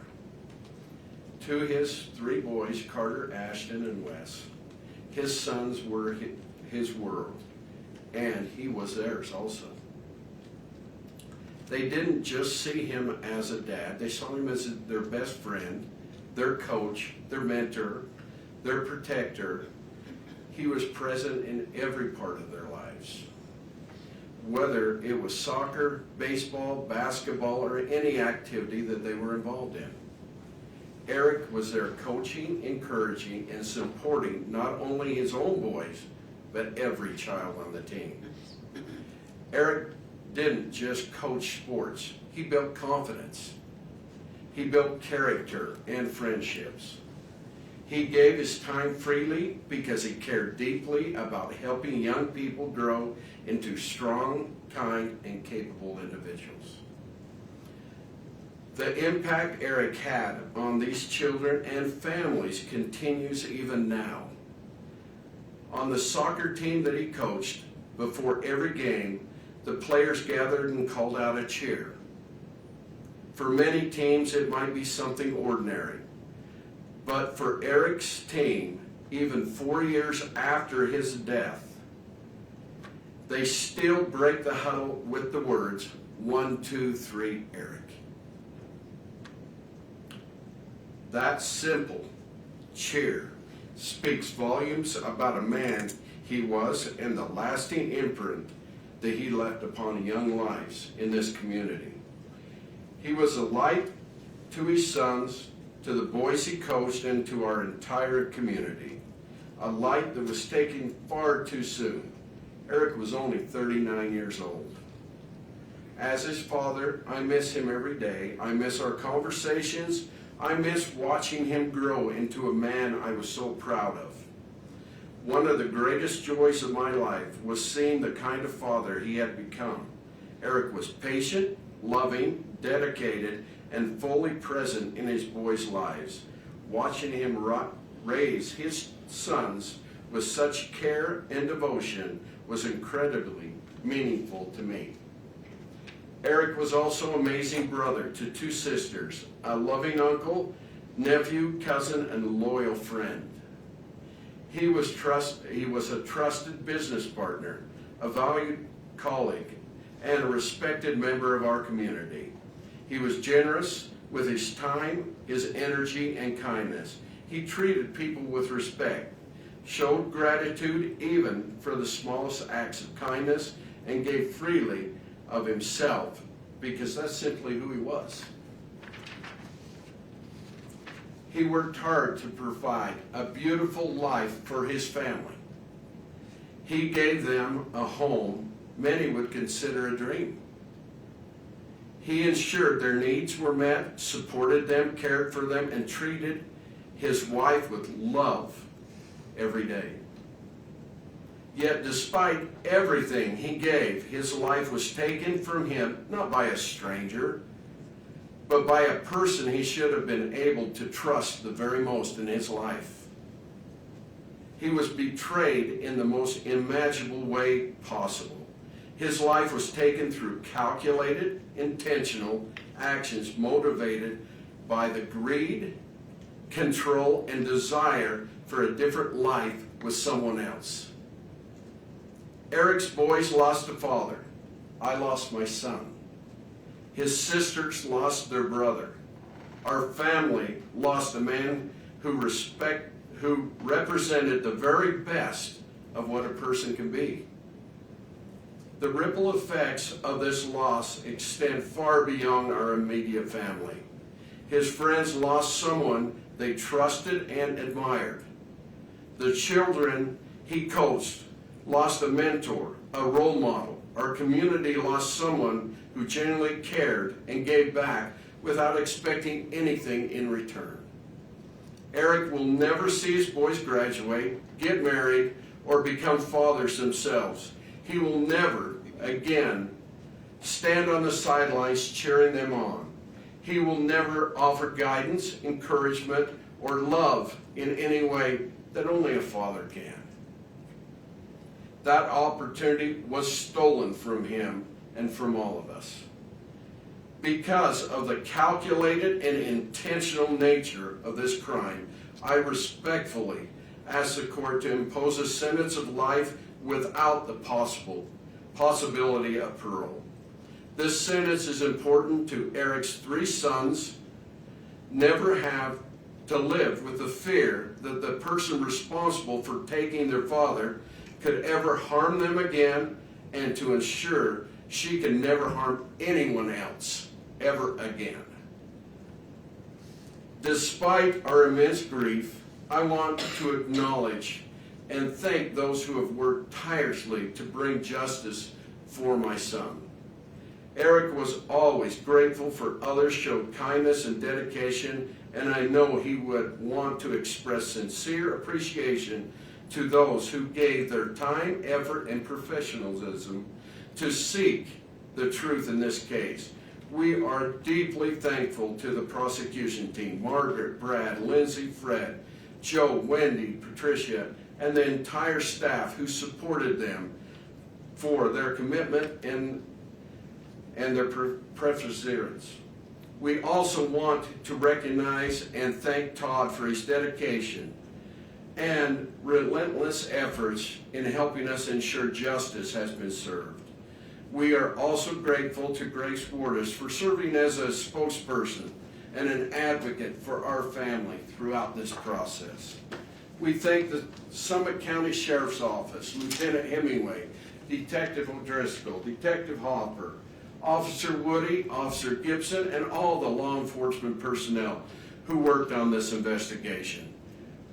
We thank the bailiffs who ensured the safety and the order of this courtroom. We thank you, Your Honor, for your patience, professionalism, and stewardship of this process. We extend our heartfelt gratitude to each juror, including the alternates, for their sacrifice and their time, for seriously taking the responsibility, who carried out to ensure justice was served. Nothing can bring Eric back. Nothing can restore what has been taken from his sons, from our family, and from this community. But accountability matters here. Justice matters. Eric mattered. His life, his love mattered, his example mattered.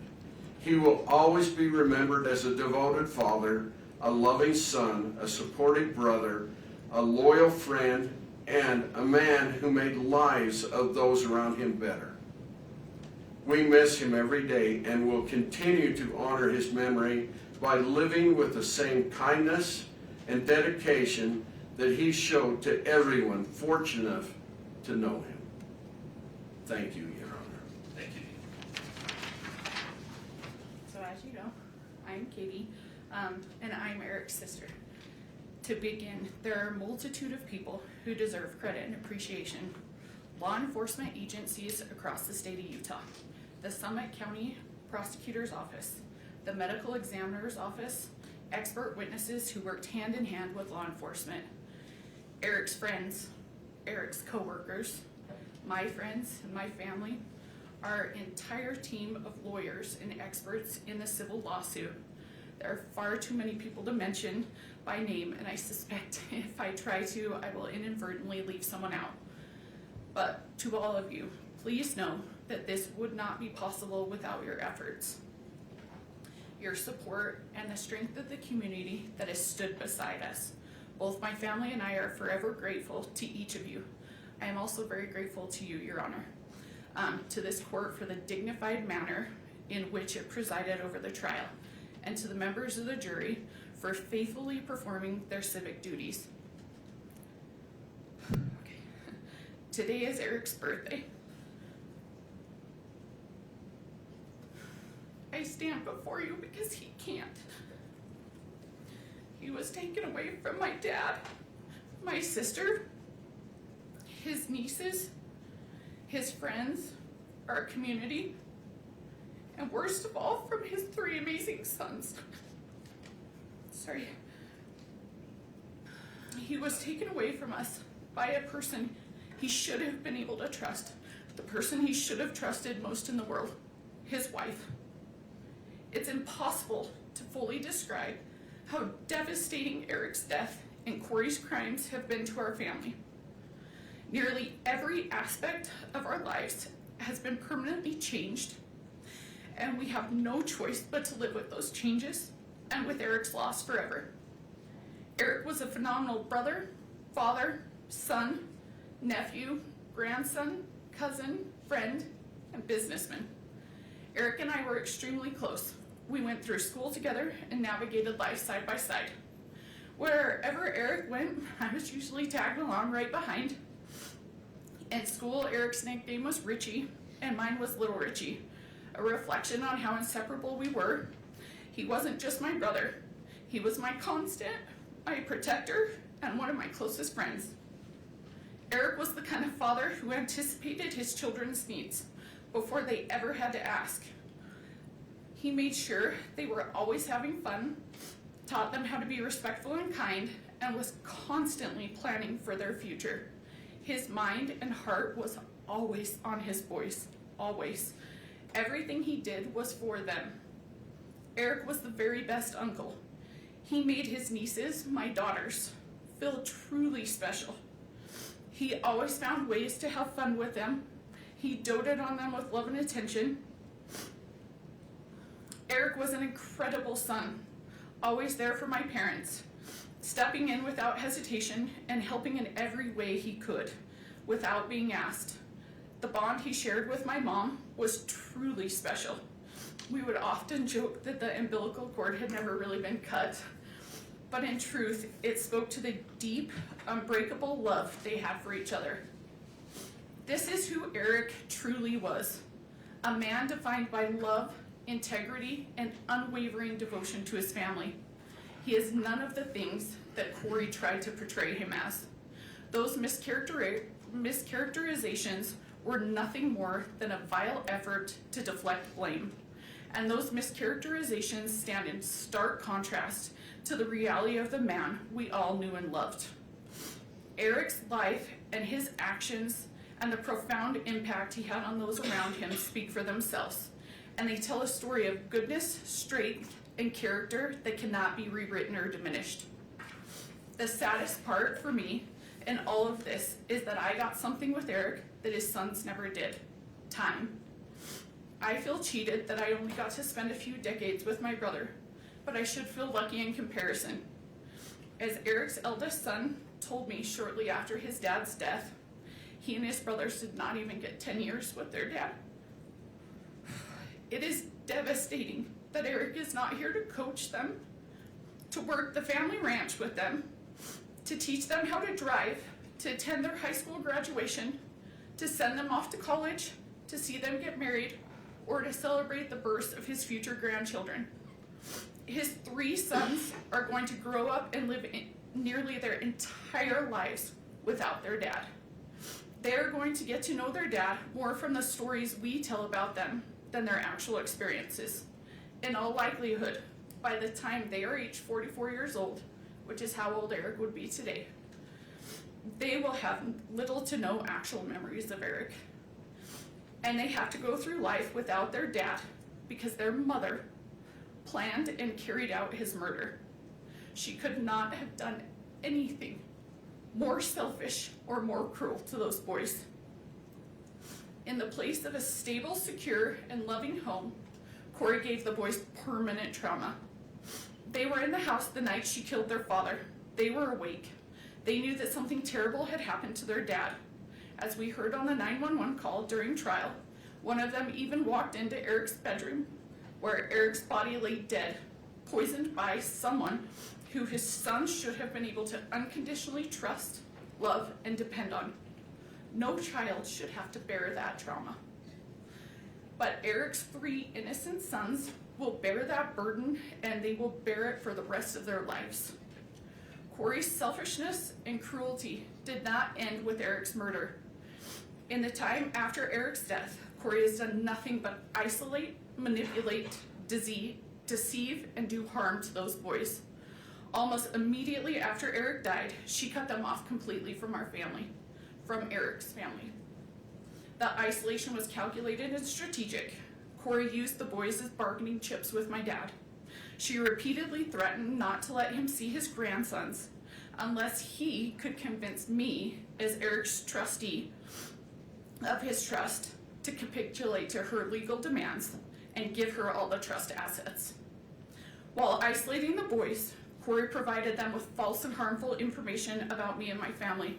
When DCFS took custody of the boys following Kouri's arrest and asked where they would like to go, they expressed fear of my family.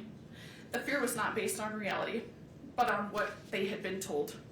For over a year, Kouri led them to believe that I hated them, that I was attempting to take Eric's money for myself, and that I intended for them to be left without support, that they would be homeless and starving. These statements were entirely false and had no basis in reality. Had they not been subjected to that influence, they would have known the truth. Prior to Eric's death, our families were very close. My daughters and his sons had strong friendships, and I had a meaningful individual relationship with each of my nephews. I spent time riding horses with one, helping another identify summer coding programs, and the youngest participated in ice skating lessons with my daughters. Our families shared holidays, worked together on our family ranch, took trips together, and I was present the day each of the boys were born in the hospital. The boys have expressed their confusion about these circumstances. They have stated that prior to their father's passing, both Eric and Kouri frequently told them if anything were to happen, they should go with me, that I would care for them and support them. Following Eric's death, however, those messages changed. After Eric passed away, Kouri prevented all contact between our family and the boys. She prohibited communication and continued to provide them with false information about us.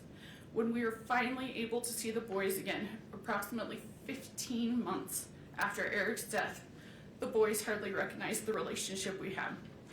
Instead, they viewed my family and me with fear and hesitation, as though we were strangers. Kouri also went to great lengths to jeopardize the boys' financial futures. I know you are very aware of this. Among other things, she drained the personal bank accounts that Eric had set up for his boys as college funds.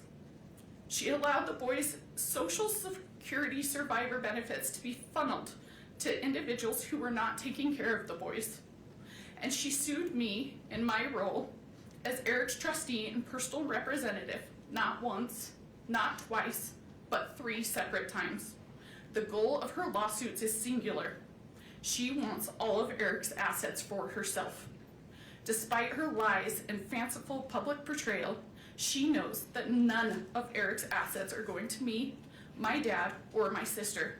In fact, she knows exactly where Eric wanted everything to go, and that is to his boys.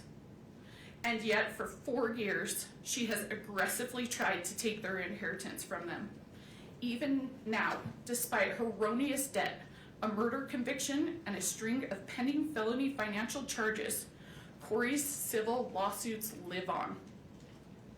Those lawsuits have been emotionally grueling, all-consuming, and unimaginably expensive. And tragically, every dollar on those suits is a dollar that Eric's boys will not get. Of course, Kouri can't have other people or the public thinking that she's trying to take away her children's inheritance. So for the past 4 years, both in court and in the media, she has demonized and vilified me.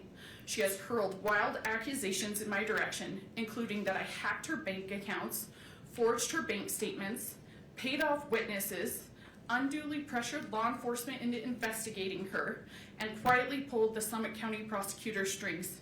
It is despicable that for doing nothing more than trying to honor Eric's wishes, Kouri has cast me as the evildoer here.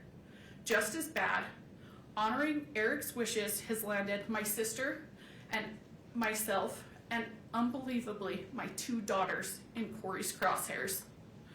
One of Eric's sons recently told me that Kouri used to say, "I will get them one day." Apparently, she was talking about me, my sister, and my daughters. Her infamous walk the dog letter, the part the jury did not hear, confirms her desire to harm me. In it, she talks at length about her plans to get at Amy and me, including by targeting my daughters, both of whom are under the age of 10. It takes a sick mind to target children. The mere thought that someone who has so little regard for human life or decency might one day walk free is horrifying. I worry about the safety of Eric's boys, my daughters, my sister, and myself. There is nothing Kouri will not do, and no one she will not hurt, to achieve her own selfish ends. I am not the only one that is afraid. There are 3 little boys who, instead of fearing those who love and adore them, as Kouri would prefer, worry constantly that Kouri might show up one day and take them away. Eric's sons deserve so much better. They are not bargaining chips. They are not cash cows. They are not props for some twisted children's book about grief and loss. And yet that is what they've been reduced to by Kouri. To my unending sadness and horror, Eric himself understood all too well the danger she posed to his children and to his family. When Eric told me he had changed his estate planning and appointed me as his trustee and personal representative, I begged him to end the marriage and go his separate way. By that point, he had already consulted with a divorce attorney and was deeply afraid that he might not be awarded sole custody of his children. He made the heartbreaking decision to stay because he could not accept the risk of what might happen to his sons if Kouri had equal custody. He told me he would live his life through hell every single day of his life until his youngest was 18, because he believed Kouri was the most evil person he had ever met. He knew that his sons did not like her. He told me as much many times. He knew that they would prefer to be far away from her, but he also knew that divorce carried significant risks. And he said he could never allow his children to spend half of their time alone with her, because he was certain they would be exposed to harm and things no child should ever experience. He made it clear that in his mind, if Kouri were given equal custody, his children would be in the care of someone he believed to be deeply dangerous. He feared the people they could be exposed to and the damage that could be done. At the same time, he spoke with deep love and admiration for his boys. He told me that they were the most amazing boys in the world and that none of this was their choice and none of it was their fault, and that he would do everything in his power to protect them for as long as he possibly could. Kouri loves to go on and on about how this case is a media sensation. She's right. News outlets from here to Europe have covered it. There have been countless newspaper articles, podcasts, and TV specials about it. Every hearing is live streamed on numerous YouTube channels. Every filing is scrutinized by internet lawyers and true crime junkies. There is no question that this case is famous and that Kouri is now famous. But what Kouri never mentions in talking about her fame and notoriety are the reasons why this case is now famous. It is famous for how appalling and sickening it is. It is famous because a mother meticulously planned to kill her husband, killed him while their children were sleeping in the next room, and then had the audacity to hold herself out as the author of a children's book about grief and loss. It is famous because she spent time Googling luxury prisons for the rich in America. It is famous because from her jail cell, she scripted a bunch of phony testimony so that her brother could perpetrate a fraud on the court. It is famous because she victimized her own children and threatened to victimize Eric's nieces. The fame and attention are directly proportional to the evil that has gone on here. This is not a situation where the idea of rehabilitation should be entertained. In taking Eric's life for her own selfish gain, Kouri did not only harm Eric, she permanently harmed 3 kids who were under the age of 10. She took away a dad, a son, a brother, an uncle, a grandson, a nephew, a cousin, and a friend. Eric's death has caused immeasurable pain to so many. Obviously, there's nothing the court can do about that. And you cannot bring him back. But what you can do is give Kouri's victims at least some measure of closure. To that end, I ask that the court impose a sentence that ensures Kouri never has the opportunity to harm Eric's children or our family again. Please do not let my brother's life be worth nothing more than a 25-year punishment. Please do not leave those boys to wonder whether Kouri might track them or their children down in the future. Please do not create a possibility for Kouri to endanger Eric's boys, my daughters, my family, or anyone else ever again. Please sentence Kouri to a life in prison without the possibility of parole. Thank you. Hello, Your Honor. My name is Clint Benson. I'm Katie's husband and Eric's brother-in-law. Eric was an innocent man, a devoted father, and someone whose life revolved around his children and his family. Because of Kouri's choices, he never had the opportunity to say goodbye to his children, to reassure them, to share the final moments every family deserves. That loss cannot be measured. His children will spend the rest of their lives carrying the pain of a father taken from them far too soon. What makes this tragedy even more painful is the calculated nature of the crime. This was not a momentary mistake, a lapse in judgment, or a crime of passion. It involved planning, preparation, testing, and deliberate action. Eric's death was carried out in a way that caused fear, suffering, and helplessness. Kouri either watched or sat by as Eric succumbed to fentanyl poisoning instead of providing any kind of aid to him. She was fantasizing about a dream life funded by Eric's death. Eric was killed in his home by a traitor sleeping next to him in one of the most cowardly acts imaginable. We are profoundly grateful to every investigator, prosecutor, detective, law enforcement officer, juror, judge, forensic expert, and public servant who worked tirelessly and honestly to uncover the truth. Their dedication ensured that Eric's voice was not lost and that justice could still prevail. We are equally grateful for the incredible community surrounding us. This community has shown unwavering support and has been there for Eric's boys without judgment and through some of the most difficult times imaginable. The boys are succeeding and thriving because of the people around them who continue to provide support and look out for their safety. Going through every aspect of this murder easily led to a dark place while fighting against an individual focused on only chaos and vengeance. However, the people surrounding us, including the sheriff's officers, principals, teachers, school staff, coaches, counselors, neighbors, and church members, created an unbreakable force for what is good, just, and right. No sentence can bring Eric back. No outcome will erase the suffering caused by these actions. But accountability matters, truth matters, and justice matters. Kouri continues to shirk responsibility for her actions, for the pain she has caused, and for the resources she has squandered, both Eric's and the state's.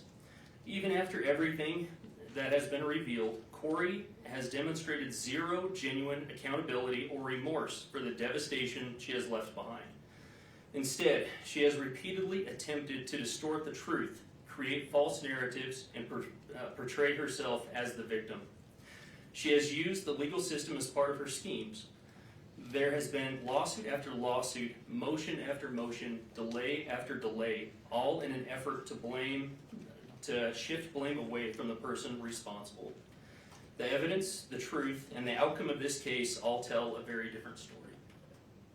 What is especially concerning is the continued hostility from Kouri and her family, as well as their desire for vengeance directed towards our family, a family already devastated by an unimaginable loss. Statements they have made about going to war and getting the Richins demonstrate an ongoing mindset rooted in blame, anger, and retaliation, rather than remorse or acceptance of responsibility. Kouri will continue to try to convince the public that she was a good mother through media outlets that choose not to research or report on the countless motions and facts presented in this case or other cases, but instead simply regurgitate the false narratives of a sick and evil person. Kouri and her family continue to plan media campaigns focused on lies, targeting anyone foolish enough to spend time listening to them. Kouri is not before this court because she was mistreated, because she is a victim, or because the Richins family manufactured a false narrative, as she and the Darden family would like to portray. She is before this court because of the choices she has made, choices that resulted in Eric's death and permanent trauma to anyone who has loved him. Kouri chose pride, seeking to project an image of success. Kouri chose adultery and lust, prioritizing her secret lover over her husband and her children. Kouri chose fraud and greed, hoping to profit from Eric's death. Kouri chose murder, and she continues to choose vengeance against the victims of her actions. The time for Kouri to make choices is at an end. Now it is time for her victims to choose. Please let Eric's children have a chance to choose lifelong peace, comfort, security, success, and happiness. I ask this court to impose a sentence of life without parole, a sentence that truly reflects the gravity of this crime, the irreversible harm caused to our family, and the calculated choices that led to Eric's death. Thank you, sir. Judge Mrazek. My name is Amy Richins. I am Eric Richins' sister. Today, I'm here to speak as a victim and to speak for Eric because he no longer has a voice.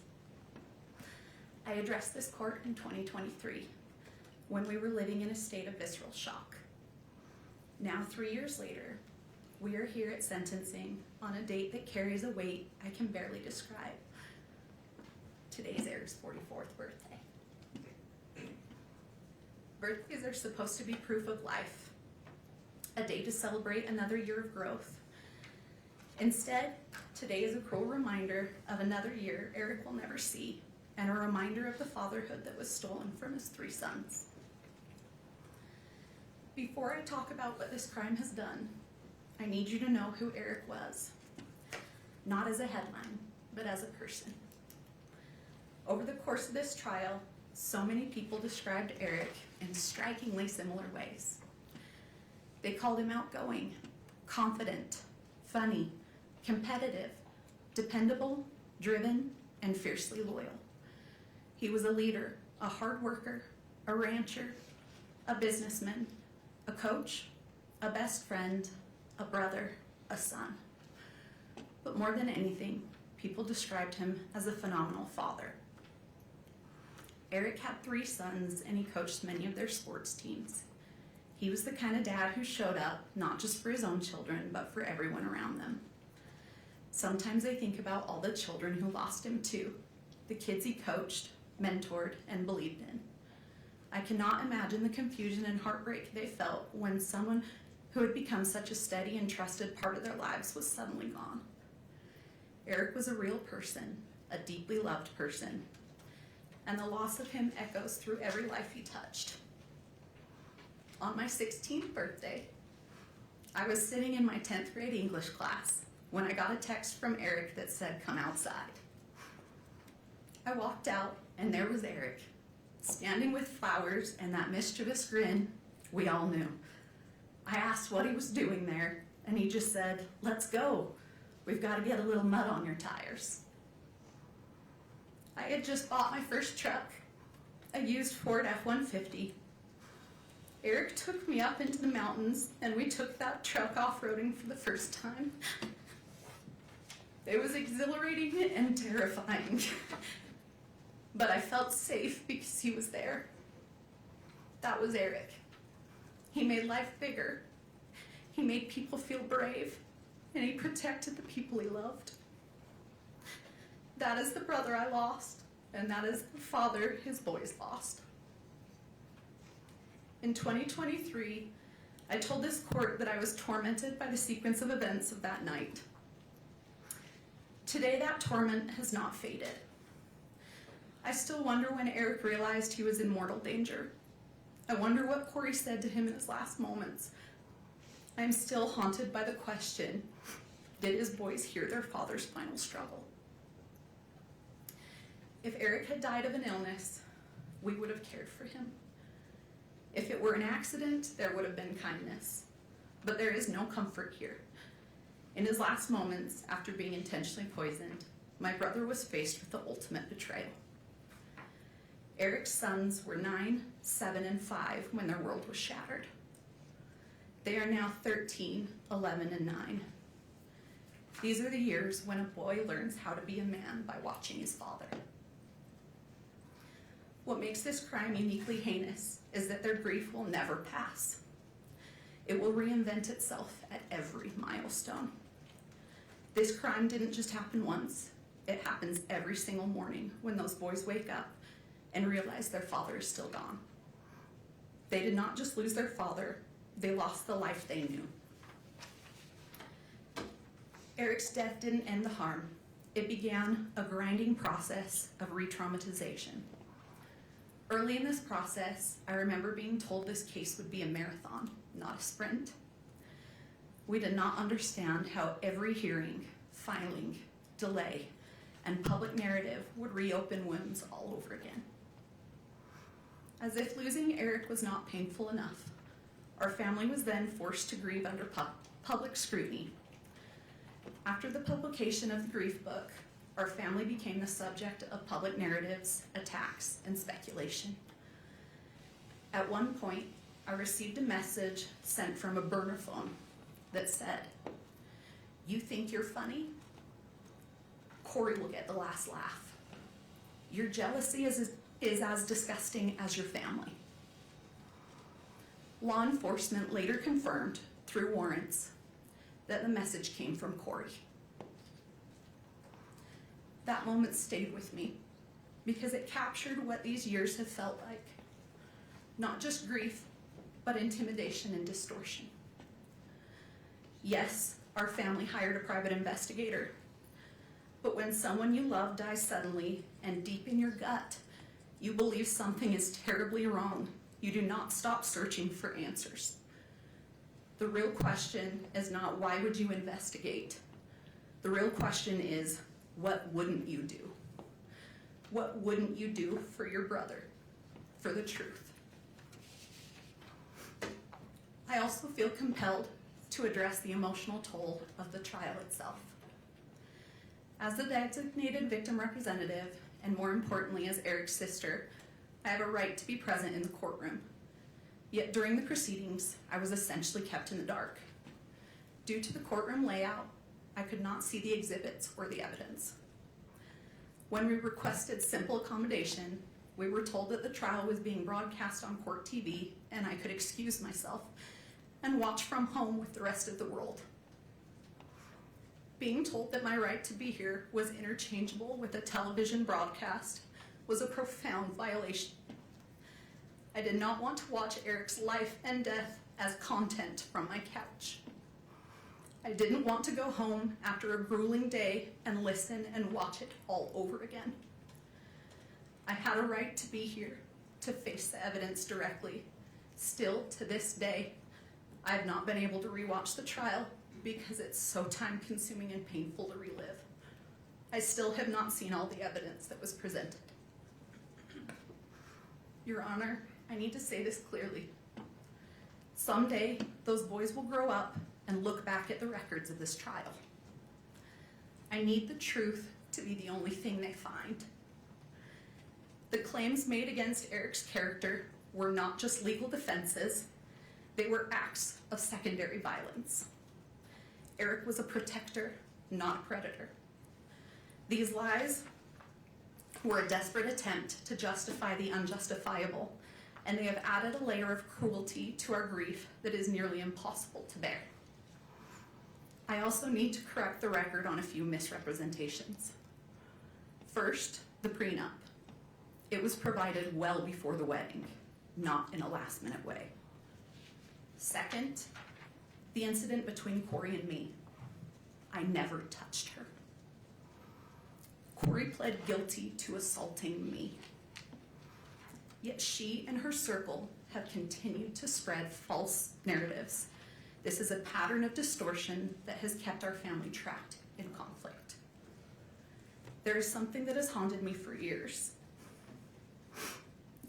And I found out Katie was the exact same today. I begged Eric to leave too. I begged him to divorce her. But Eric was trying to protect his boys. People often struggle to recognize intimate partner violence when the victim is a man. But Eric's actions spoke for themselves. He documented conversations. He tried to protect himself. He knew after Valentine's Day that she had tried to poison him, but he also believed that if he left, he could not fully protect his children. So he stayed because he was trying to keep them safe. This trauma has seeped into every corner of my life. And also, it has also deeply affected my own family and marriage. My husband, William, watched me be consumed by the pursuit of justice. For 4 years, we have lived in a constant state of stress, grief, and emotional exhaustion.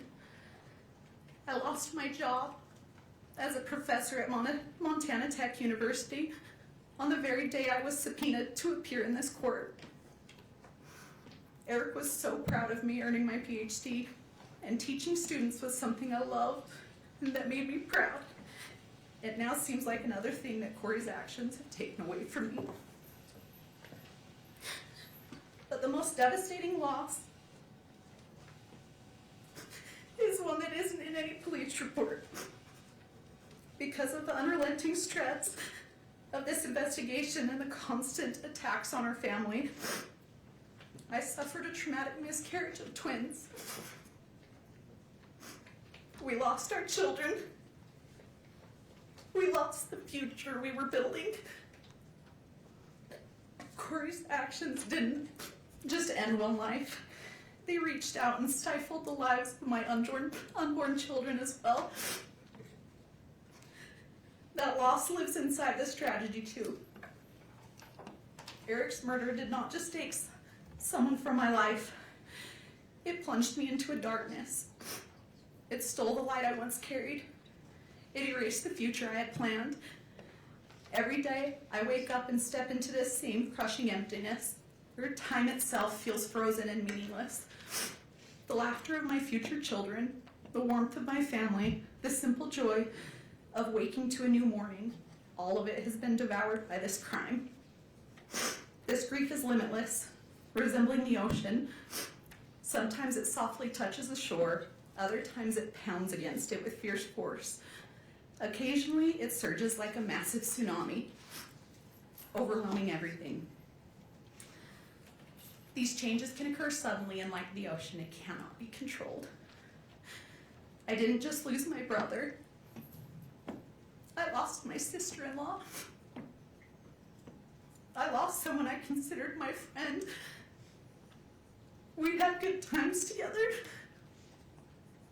That loss is so complicated now, Your Honor, because it forces you to grieve someone who is still alive while facing the horror of what they have done. It is grief that doesn't resolve. It just sits there heavy every day. This crime has fractured our family in ways outsiders cannot understand. One of the most painful realities is that my husband and I do not get to see our nephews. This tragedy has created a wall of trauma between us, and that feels impossible to climb. Because of this crime, we are no longer present in those boys' lives the way Eric would have wanted. In 2023, I told this court I never knew evil like this existed. Everything I have witnessed since has confirmed that. Kouri did not just kill Eric. She attempted to kill the spirit of everyone who loved him. She lied to his children, she lied to the world, and has shown no remorse while dancing on his grave for profit. Your Honor, a parole-eligible sentence is not a conclusion. It is a reoccurring nightmare. It guarantees that every few years, Eric's sons will be notified that their father's murderer is seeking freedom. It forces them to relive the trauma repeatedly for decades. Eric died trying to be his children's shield. He can no longer protect them, so now the responsibility falls to this court. I ask you to provide these boys with the finality and safety they deserve. I ask you to ensure that the noise of Kouri Richins never enters their lives again. For the years of suffering we've endured, for the children who will grow up without their father, and for the life she stole from Eric and the peace she stole from us, I respectfully ask that you sentence Kouri Richins to life without the possibility of parole. Happy birthday, Rico. Thank you. My name is Jessica Black. I'm a licensed clinical mental health therapist and a registered therapist. Myself and my colleagues are here today to read the victim impact statements for 3 children. We are here as advocates on their behalf. After a developmentally appropriate process, the boys were able to decide individually how they wanted to share their statements, and this is what they chose. Our roles are to read their words exactly as they wrote. The boys want the court and the world to hear their side. This is from WR. I woke up to sirens, and there were a lot of people at my house, and I was definitely scared. I felt confused. I was in a bedroom with my brothers, and I didn't know what was happening. At first, I was really scared because I didn't know what was happening, and I had no control, and I felt helpless. I felt really overwhelmed. After my dad died, Kouri would put us in the basement while she was with the neighbor. I felt scared because I thought something really bad was happening again. She would take me to places that smelled really bad. Everything she did made me feel uncomfortable. When someone talks about Kouri, it makes me feel hateful and ashamed. She took away my dad. It's made me have a hard time trusting people. I was scared that Kouri's family would come to my school and take me. I had to go to counseling with DCFS in Heber, and I did not like it. DCFS made me talk to Kouri, and I couldn't do things that I wanted to do. I felt not important to anyone.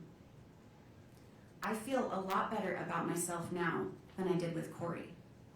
I can't ever see my dad again. I want her to go to prison forever. If she got out, I would be so scared, really mad, and I wouldn't want to go with her anywhere. I'm worried that she would take me away from Katie and Clint. Once she is gone, I will feel happy, and I will feel safer and relaxed, and trust people more. Thank you. Christina. Yes, Your Honor. I am Christina Green. I'm a licensed clinical social worker, not registered play therapist, and I will be reading for AR. You took away my dad for no reason other than greed, and you only cared about yourself and your stupid boyfriends. You were not caring and watching over me and my brothers. I had to be a parent to W. C and I would walk him to the bus stop, feed him, and watch him. You were not concerned about our health. When we got hurt, you didn't even care.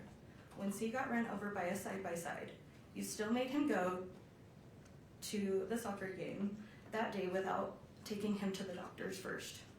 You would lock C in his room, and I would have to go to the kitchen and bring him food. You shamed us when we didn't want to eat uncooked lasagna you made. We threw it away because we couldn't eat it. Then you made us watch videos of children starving in war areas. You wanted to scare us into eating something that wasn't cooked.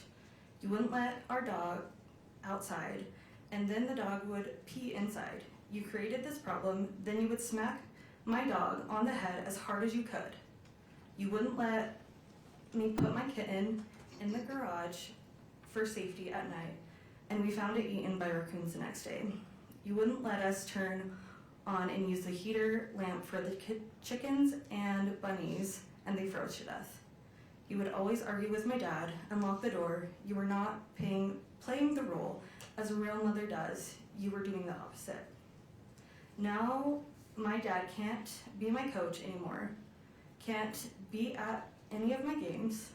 He won't be at my birthdays. He can't teach me how to drive. He won't be at my graduation, and he can't take me camping or fishing.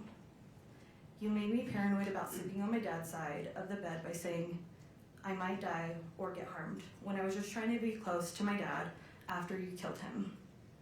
You took away everything from me and my brothers. I don't want you out of jail because I will not feel safe if you are out. You have never said sorry for anything that you have done to me and my brothers. I don't want you to hurt anyone again. I know that you will need to stay in jail to fully take accountability for what you did to me, C, W, and my dad. With you in jail, I will be able to continue to feel safe and live a happy and successful life without fear of you hurting me or anyone I love. Thank you, Your Honor. Sarah, I'm a licensed clinical social worker and registered play therapist, and I'm going to read the victim impact statement for CR. My name and age now, my name and age I was at the time of the crime. CR, age 12, now 13. I was 9 when my dad was murdered. What I would like to see happen if the perpetrator is convicted of the crime, I would like to see Kouri get a life sentence. My thoughts regarding an appropriate sentence for the person who is accused of this crime and if they are found guilty.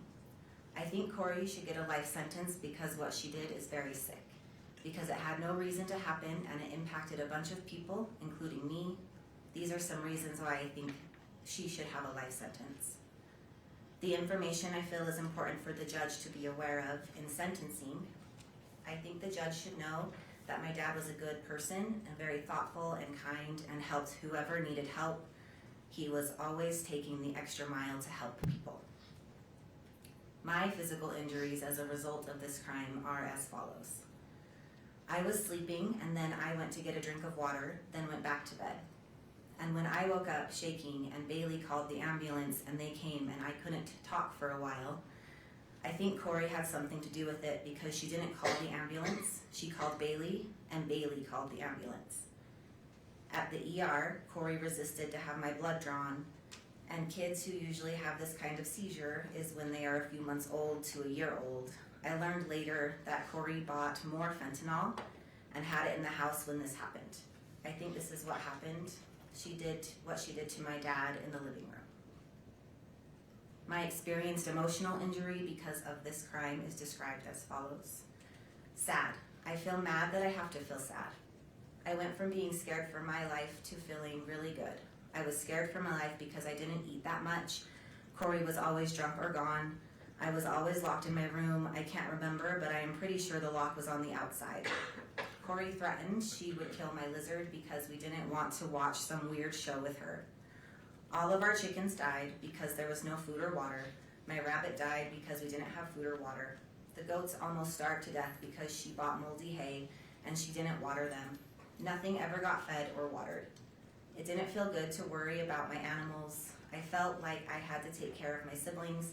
Ash mostly took care of me though, because I was locked in my room. Ash would bring me food. Kouri would lock me up if I told her she was drunk. This happened pretty much daily. I feel angry that she locked me in my room. I am angry almost all my animals died. I am angry she threatened to kill them. I am angry she killed my dad. I started to feel really good when I moved into a safe place. It was safe because the people around me were safe, Katie and Clint. I felt safe at Jake and Shalina because I wasn't with Kouri anymore. Counseling. I feel annoyed that I have to go to counseling and tell the story about what happened 55 million times. I feel better now because I know it's to help me. I would like to not have to go to counseling. I would like to have to not worry about anything after this trial is over. I want the judge to know. I hope Kouri gets convicted to a life sentence. Kouri is always drunk. I want the judge to know my dad was a good person and I miss my dad. I miss my dad, but I do not miss how my life used to be. I don't miss Kouri, I will tell you that. Thank you. Thank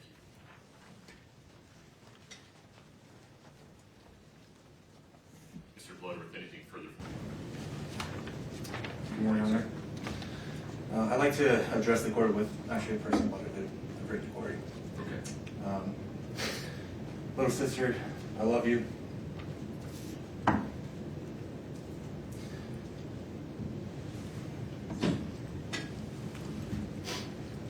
I miss you. I miss our random banter. I miss our calls. I miss your constantly over-the-top positive attitude every time you speak. I miss our game nights. I miss our stupid finger gun dance after we won a game. I miss our holidays.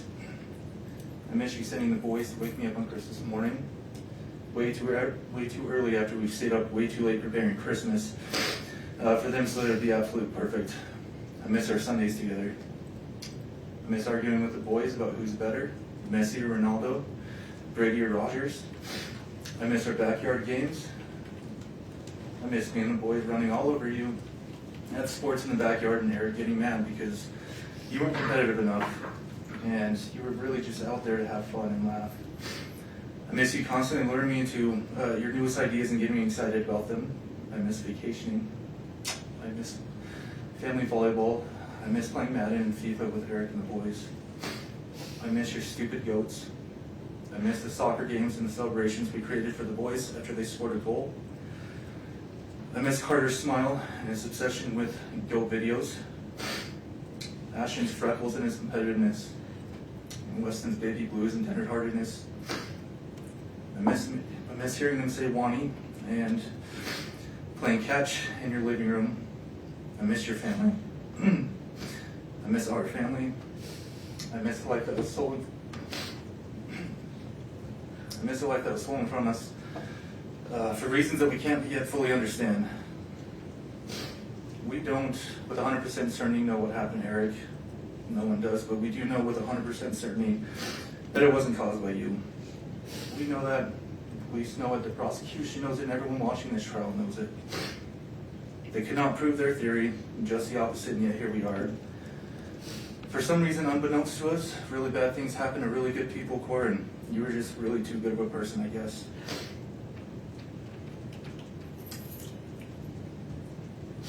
I promised Dad a long time ago that I'd always look after you and Mom, and I intend on keeping that promise.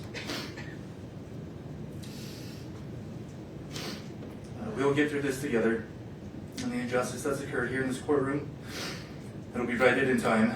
Your innocence will shine too brightly to be contained once you've actually had a fair shot at defending yourself. When the day comes, just know, I just know somehow that you're going to change a lot of lives that really need your help. And until then, little sister, just know.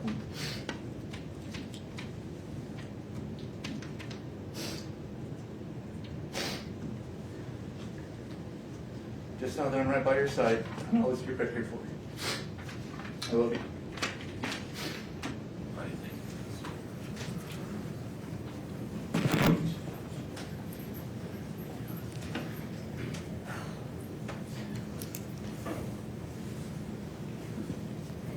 My sweet baby boys, I know that today you don't want to speak to me, have a relationship with me, or you may think you hate me, and that's okay. I will never be angry at you for your feelings. When the day comes that you're ready, I will be here for you, waiting for you, and loving you. But I need you boys to know and understand that I have been desperately trying to get in contact with you any way that I can for years. That all of my communication has been completely cut off from you since early 2024. And now I will use any opportunity I can to get a message to you.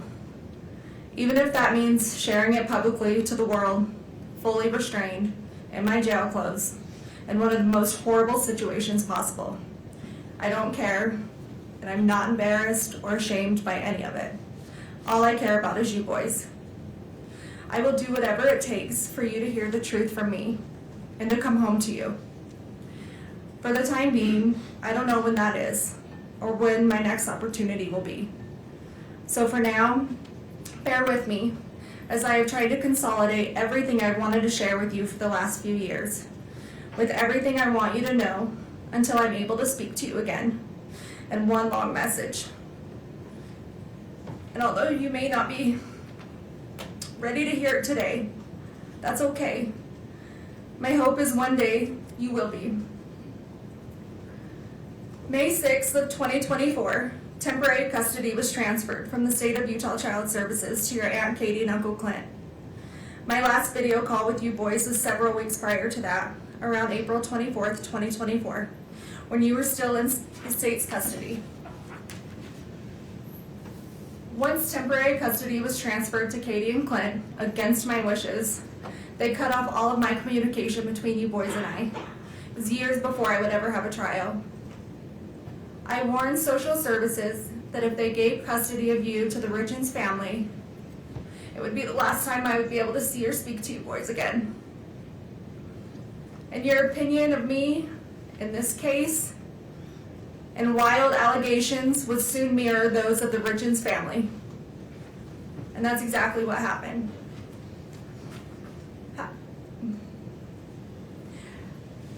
You need to know the Darden side of the family fought a long, hard battle for custody, but was eventually ignored and denied. Since temporary custody was granted to Katie and Clint, they have not allowed me to see or speak to you. No more video calls, no more visits. They blocked the phone number for the jail so I can't call you. Birthday cards, Christmas cards, the letters I would send you boys, they were all returned or rerouted. All of my contact was cut off more than 2 years ago. So please, please ask them. Please ask them for your cards, for your letters, if I tried calling you. Please just ask them, whether it's now or in 10 years. The one thing I need you boys to know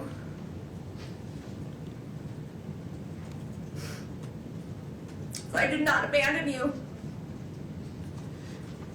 I did not just walk out of your lives one day to never return, to never call, to never show up. Regardless of what anyone tells you, I would never ever leave you boys. And I am so sorry if for even 1 second you thought that I did. If for even 1 second you thought that I didn't love you. Because that couldn't be further from the truth. You boys are my world, the reason I continue to wake up every day and fight to come home. You're my reason for living. I understand that you're in a difficult situation, mentally, emotionally, and physically. I understand you guys have been through an extremely difficult time this past 4 years. You should never have to deal with such tragedy, and I am so, so sorry that you were going through this. You boys have the right to be angry and sad and confused, feel in survival mode, have questions. All of this is completely valid. Your feelings are completely valid. And one day when this is all over, we can sit down and talk about all of this. and sort it all out. And I promise you boys, one day it will be over. I'm not perfect. I have succeeded and I have failed. As a person, as a wife, as a parent, we all do. I have done plenty of things I am not proud of. Some I regret, some I don't. Some I'm ashamed of, and some I'm not. I regret things I have done right in my life to later find out they were for the wrong people. I have said things I shouldn't have. I have done things I shouldn't have. Sometimes I haven't said what I should or not meant what I did say. There are things I can't change and long overdue apologies that I owe. There are would-haves and could-haves and should-haves. We all have them. We have all done them. And you boys will too one day, but in your own way. And that's okay. That's life, and we're human. Nobody is all good or all bad. We just get portrayed that way. You're going to succeed and achieve amazing things in this life. You're also going to make mistakes and fail at some things. But use those opportunities to grow and to learn. They do not define you, and don't ever let other people make you think that they do. We are not defined by our best or our worst moments. We fall somewhere in the middle, ever evolving, and you boys are ever evolving. Secrets diminish self-respect. They lose trust. They make us lose ourselves. I fell in love with someone who wasn't your dad. Your dad fell in love with someone who wasn't me. I did things behind your dad's back. He did things behind mine. Don't keep secrets. Always put your spouse first. Your dad and I didn't always do this, but don't be like us in that aspect. We made mistakes that I know I regret, and I'm sure if he were here today, he would say that there are a few things he regrets as well. Marriage is hard. Marriage takes work. Marriage takes love. Big love. Deep love. And you may think about divorce, and you will have fights, but then you will make up, and you will forgive each other. Because when your love is enough, your love keeps you together. Your love is all you need to ignore the noise. And your love never fails. Sometimes your dad would want to throw in the towel on our marriage, or I would want to throw in the towel on our marriage. But we never did. We always found our way back to each other. I would pick up his towel, or he would pick up mine. We'd hand them back to each other and start again. Because our love never failed. We stopped keeping track of each other's wrongdoings, and we forgave, and we moved on, and we loved. And if I had to relive all of those hard days all over again, I would do it without question. Your dad and I were a lot of things, a mess of sorts sometimes. But we were this crazy, beautiful mess that made us a family, because our love was enough. Our hard days never outweighed our good days. Our weak moments never outweighed our most memorable happy days. We always laughed more than we cried.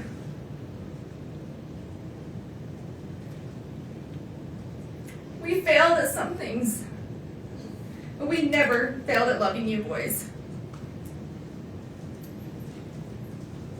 Our love was enough to make our house a home. Our love was enough to stay together, to raise you boys. Our love was enough to forgive each other when others said that we shouldn't.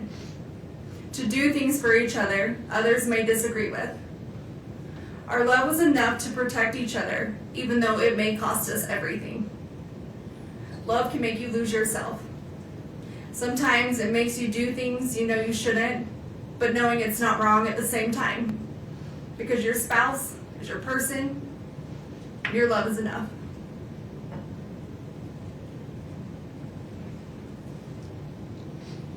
One day, you will meet someone, and fall in love and understand that just your love is enough.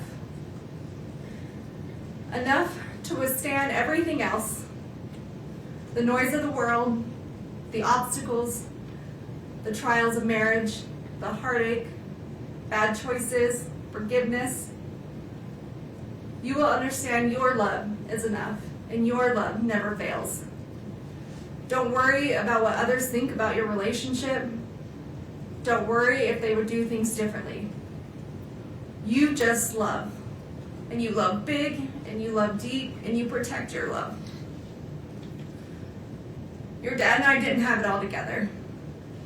Together we really did have it all, because we had you three. Don't let anyone choose the direction of your life by their opinions and their judgments. Being able to hold yourself together in the worst of situations doesn't make you emotionless. Separating personal and business life and emotions doesn't make you unreasonable. Resentment can get the best of others. Don't let it get the best of you. People will always have a lot to say about lives they've never lived. Live your life the way you choose to live it.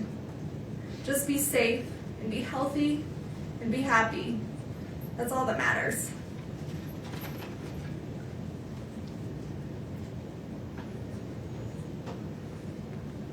Sometimes people will want you to believe that life is simply black and white. That situations are black and white, but they're not. Life, situations, they are full of color. At the very least, shades of gray. Always question the color, even if you're only questioning the gray areas. Keep an open mind. Question situations and stay curious. You will have some people in your life tell you how their love for you is unconditional. But once your most private life has been revealed, you quickly find out just how conditional their love actually was. Choose the people you hold close to your heart wisely. And always be the friend that walks into somebody's life when everyone else chooses to walk out. Always remember, the only people you owe your loyalty to are those people who never made you question theirs. Every day you wake up, you get a second chance at life. To do whatever you want, be whoever you want, to succeed in all your dreams. Take the day and run with it. It's a blessing. Don't take it for granted. Sometimes you will have hard days when all you want to do is count all the ways things are going wrong or have gone wrong in your life. In that moment, stop, take a minute, take a step back, take a breath, and switch your thinking to count all the ways that it has gone right. All the good that has come to you, boys. All the grace, the blessings, and the love. Remember that anyone can give up on something. That's the easy way out. True strength comes when everyone is expecting you to fall apart, but you hold it together, persevering through the hardest of times. Always persevere. Always prove them wrong. Because you boys don't give up, and you boys will never quit. There's always going to be someone out there ready to tear you down, misrepresent you, lie about you, tell half-truths, and judge you. They will judge you on decisions you do or don't make, what you did or didn't do, what you did or didn't say. They will take out of context and twist your words. They will judge you on your emotions or the way you grieve. You may show too much emotion, you may not show enough. They will tell you you're not grieving correctly, you're too angry, you're too sad, you're holding it together too well or not well enough, or maybe you're too ambitious. They will judge you on your demeanor, if you cry, if you don't cry, if you don't do anything at all. And all of this will get misinterpreted into something that it's not, formed by the opinions of who's ever creating it. And then silence is also too often misinterpreted and misjudged. But when people behave that way, it has much more to do with them personally than it does you. Everyone's entitled to their opinion. It doesn't make it true. Remember who you are and what you stand for, the truth, and ignore the noise. Ignore their noise. Ignore their egos, their entitlement, and their biased judgment. Those who abuse the power and the positions they hold will have a higher power to report to one day, and that higher power holds the final truth, their final truth. Don't ever let someone tell you how to show emotion, how you're supposed to react to any given situation. Don't care what others think about you, what others say about you, just let them talk. Just be you, be yourself, be authentic, be genuine. Because those who truly know you, who truly love you, is all you need.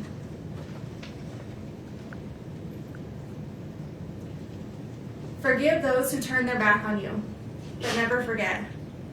Don't hold hate in your heart toward others. It only brings you down more than it does them. Apologize when you're wrong, even if that apology is long overdue. You can't change what you can't change, and you can't change the past. But you can take accountability when you mess up.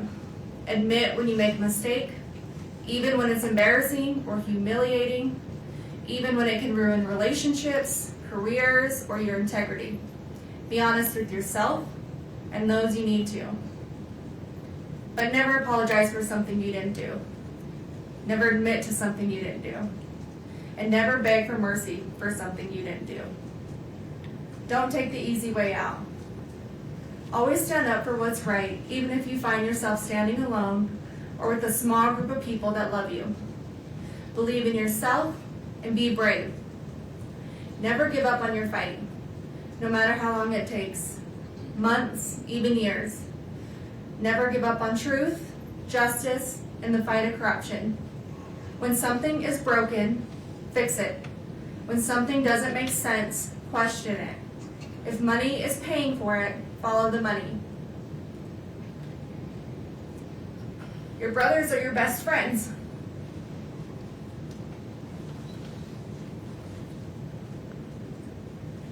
Your dad and I raised you boys that if you cared about nothing else in this world, you care about each other.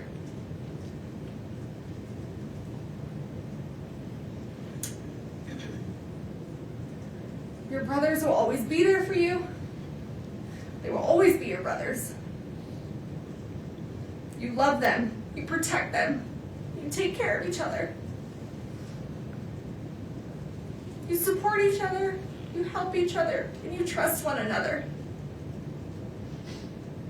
You be loyal to one another, and you keep each other safe and healthy and happy. And you stay together no matter what.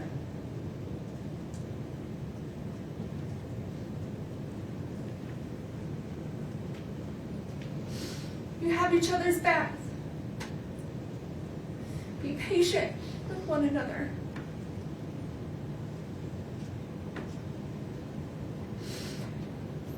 Don't keep track of wrongdoings.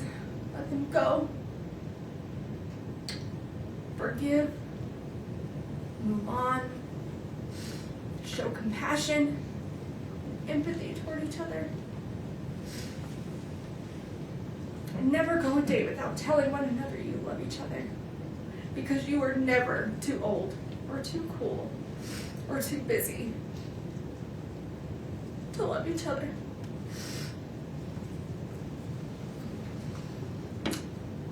Don't ever settle for just good. Go for great. In school, in your career, in hunting, in fishing,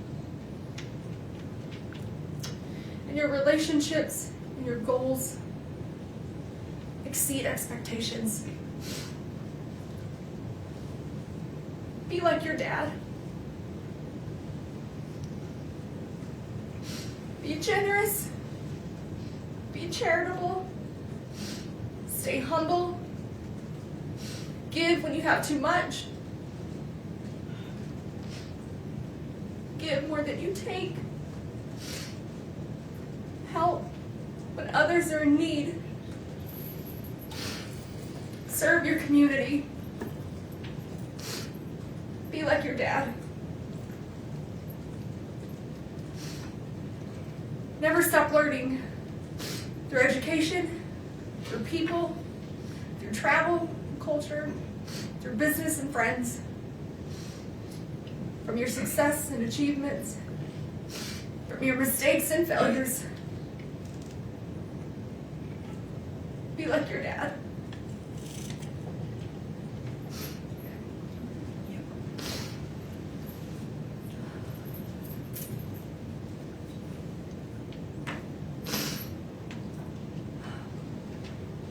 Love the outdoors. Find your peace, your therapy, your heart and soul on the top of a mountain somewhere where it's quiet, where it's calm, where you will be able to feel the spirits of those that you love and miss the most. Be like your dad.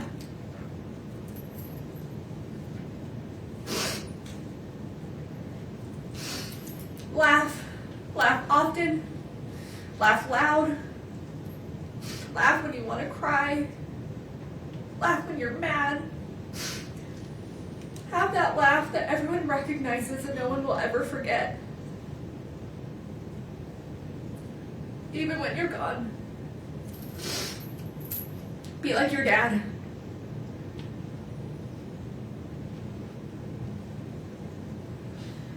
Love your family through the good, the bad, the disagreements, the back and forth arguments. Choose forgiveness. Choose love. Choose happiness.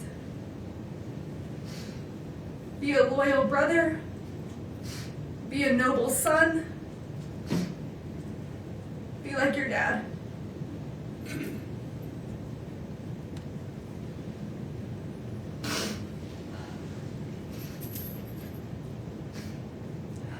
Have the hobbies that bring you excitement and joy, that give you a break from life, that build your life full of people and family who you love and that love you.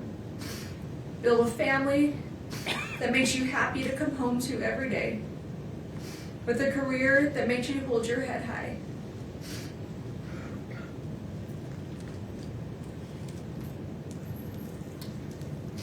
Be the friend everyone wants to be friends with, the dad that everyone wishes they had. Be like your dad.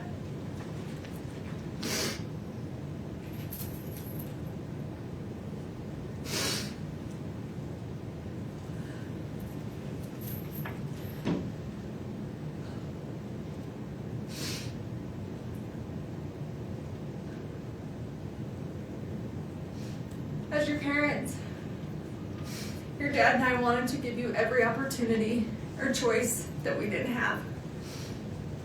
We would do anything for you boys, or break our backs falling over obstacles and finding our way to be sure you had the best of the best. Even if we didn't always do it well, or have the right answers, or the words, we would give you everything that we had.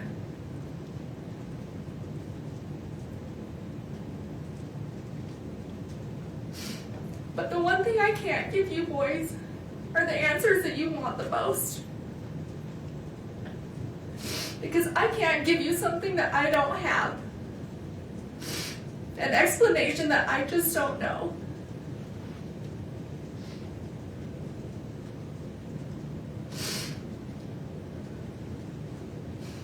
I've never lost a son. I've never lost one of my brothers, a nephew, or a best friend.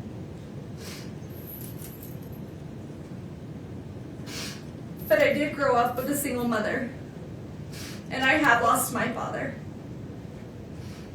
I do know what it's like to wonder, what if Dad could have watched me graduate college, walk me down the aisle, be there for the birth of one of you boys? If only Dad were here. I do know what that's like. The lifetime of pain that brings, the sadness and the anger. I would never wish that upon anyone. Especially you boys. My own sweet babies.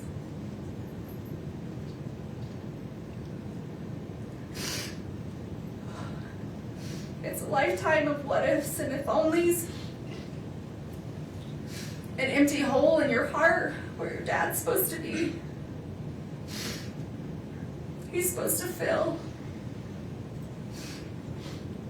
He's supposed to walk through life with you, with us, with our family. I do know what that's like. So murder, an attempted murder, 4 years later, and it's still hard for me to say those words out loud. They get caught in my throat. I turn my stomach, and I try to avoid them as much as possible. Because it makes me physically sick to think about. But still to this day, I can't believe this is real sometimes. That this is our life. That this is my life. Convicted of taking one of the people out of my life who filled it the most. My husband, the father of my children, still in shock and still in disbelief.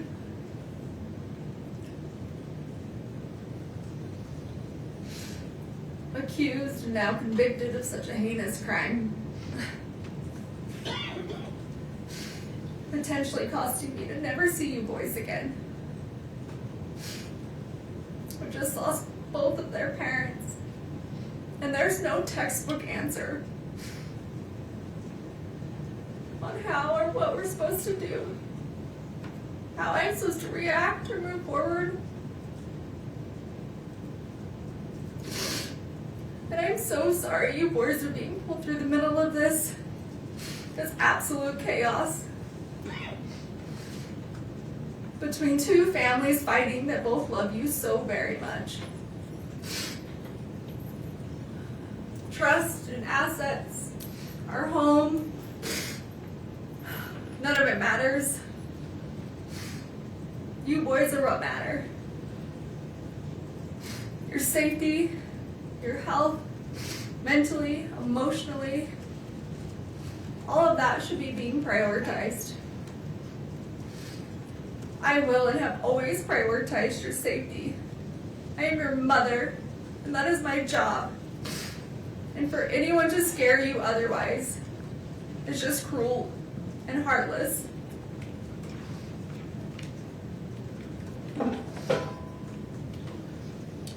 I'm sorry that 8 people from a jury who have never met you or me or our family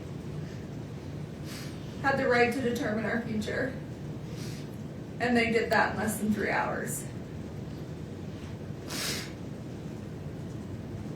In a perfect world, there might be justice. But in a perfect world, nothing ever goes wrong. Tragedies don't happen.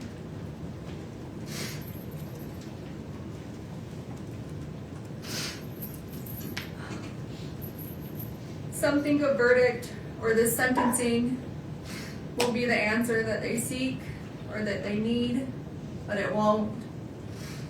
It will only give them something else to think about for a while. It may help to disperse some of their hurt or their resentment, but it won't relieve it. This grief will outlive us all. The hundreds of lives that this has affected. The lifelong trauma you boys have suffered this last 4 years will outlive us all. You haven't had to just endure losing one parent, but losing 2.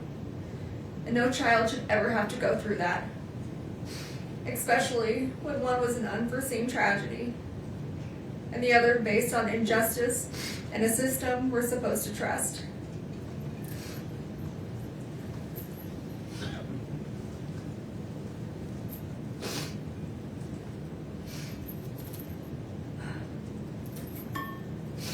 Your dad's memory will always be the kind that's a physical hurt, a tightening in your chest when you think of him, particularly on days like today, his birthday, because he was so loved that no verdict or sentence will ever be able to release that kind of suffering.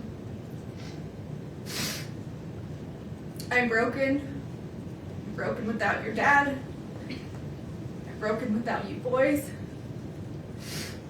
God did not put me in this world to take a life. God put me in this world to give life, your lives. And I don't know who or what I'm supposed to be if it's not a mother. Your mother.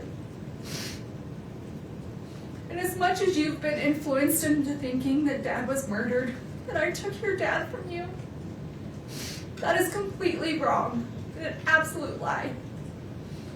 And the thought of that is still as absurd today as it was 4 years ago.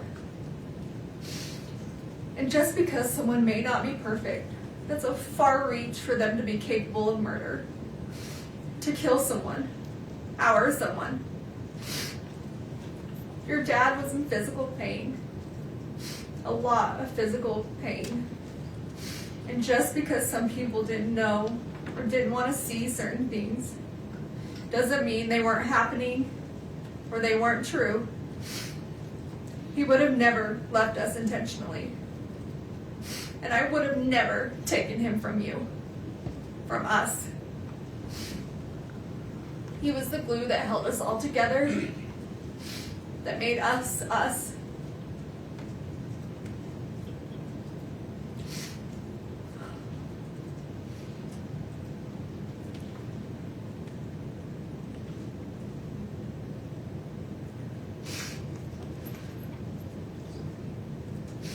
Every little boy needs their father. Because he's supposed to teach you the things that I could never explain.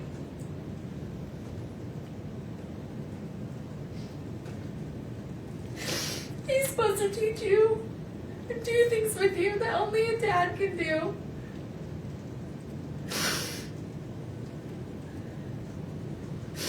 And only he could give you those life lessons between a father and a son.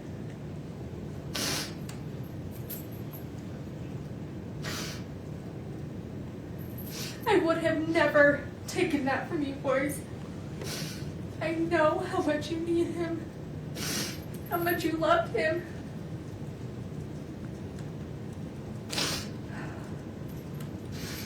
How much you aspire to be just like him.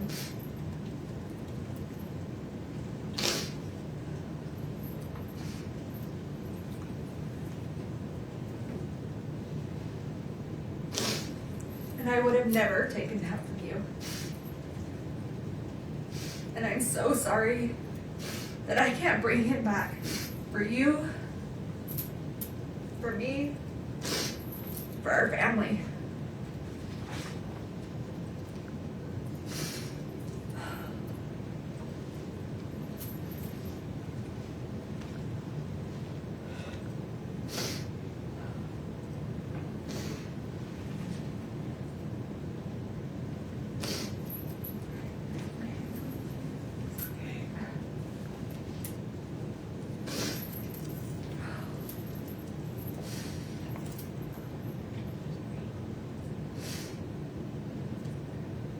I can beat myself up all day about how I could have been a better person or made better personal choices. And I can understand and accept you boys being upset about those things. But murder? No, absolutely not. I will not accept that. And I will not be blamed for something I did not do. I will appeal and fight these charges no matter how long it takes. Not because I have anything to prove to this court, to the state, to the Richins family, or to the world, but I do have something to prove to you three. I do care what you boys think, and I need you boys to know the truth. And because of that, I will never quit or give up on this fight for justice, the truth, and coming home to you. So please, I know that right now you may not believe me, that you believe I took Dad from you, and that's okay. I still and will always love you, and I'm asking that you please just don't give up on me. I'm coming home, not today, not this year, but we're going to make this right. Our justice system will get this right, although this courtroom can't seem to. We have a long road ahead, but I will never quit fighting my way home to you boys. I love you more than these words could ever express. I loved you before I ever met you. And I will love you long after I'm not here to say it. And every minute of every day, I miss you boys more and more. And I think about how much I wish I could be with you, and this nightmare would go away. And we could have our family back. This entire situation isn't fair to anyone, but it's especially not fair to you three. And you boys are all that matters.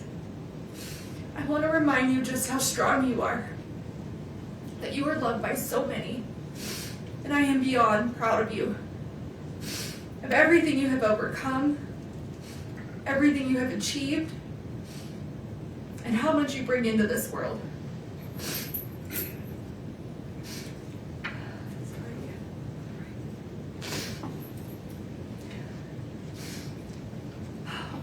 You boys have been through so much, and I wish I could take away all your sadness and all your pain. Tell you how much Dad and I love you, and that everything's going to be okay.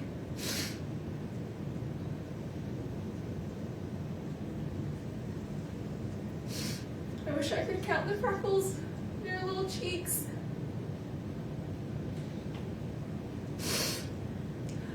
Read you books before bed.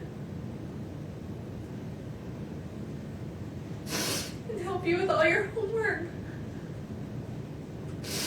I wish I could help you through your toughest nights and hear your laugh through your happiest days. But for now, that's just not the way it is.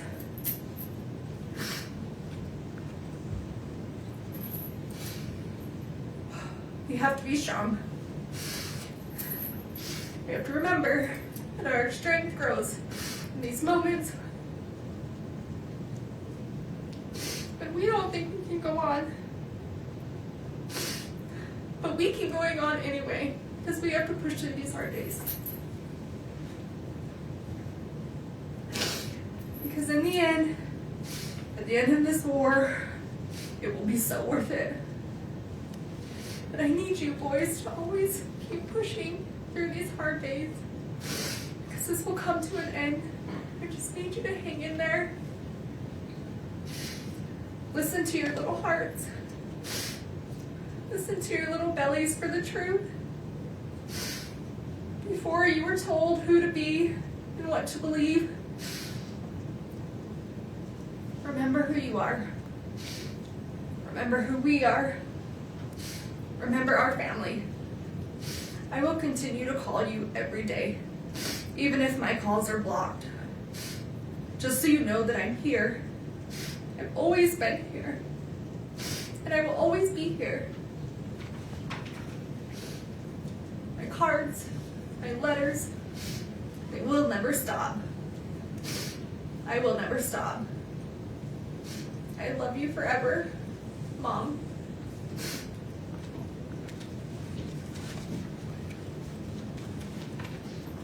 Kouri's sentence excludes her from any possibility of parole, and she will now spend the rest of her life behind bars in the Utah State prison system. Eric's sister, Amy, telling us that the family misses Eric every single day, and the focus is now on honoring Eric's life and supporting his boys.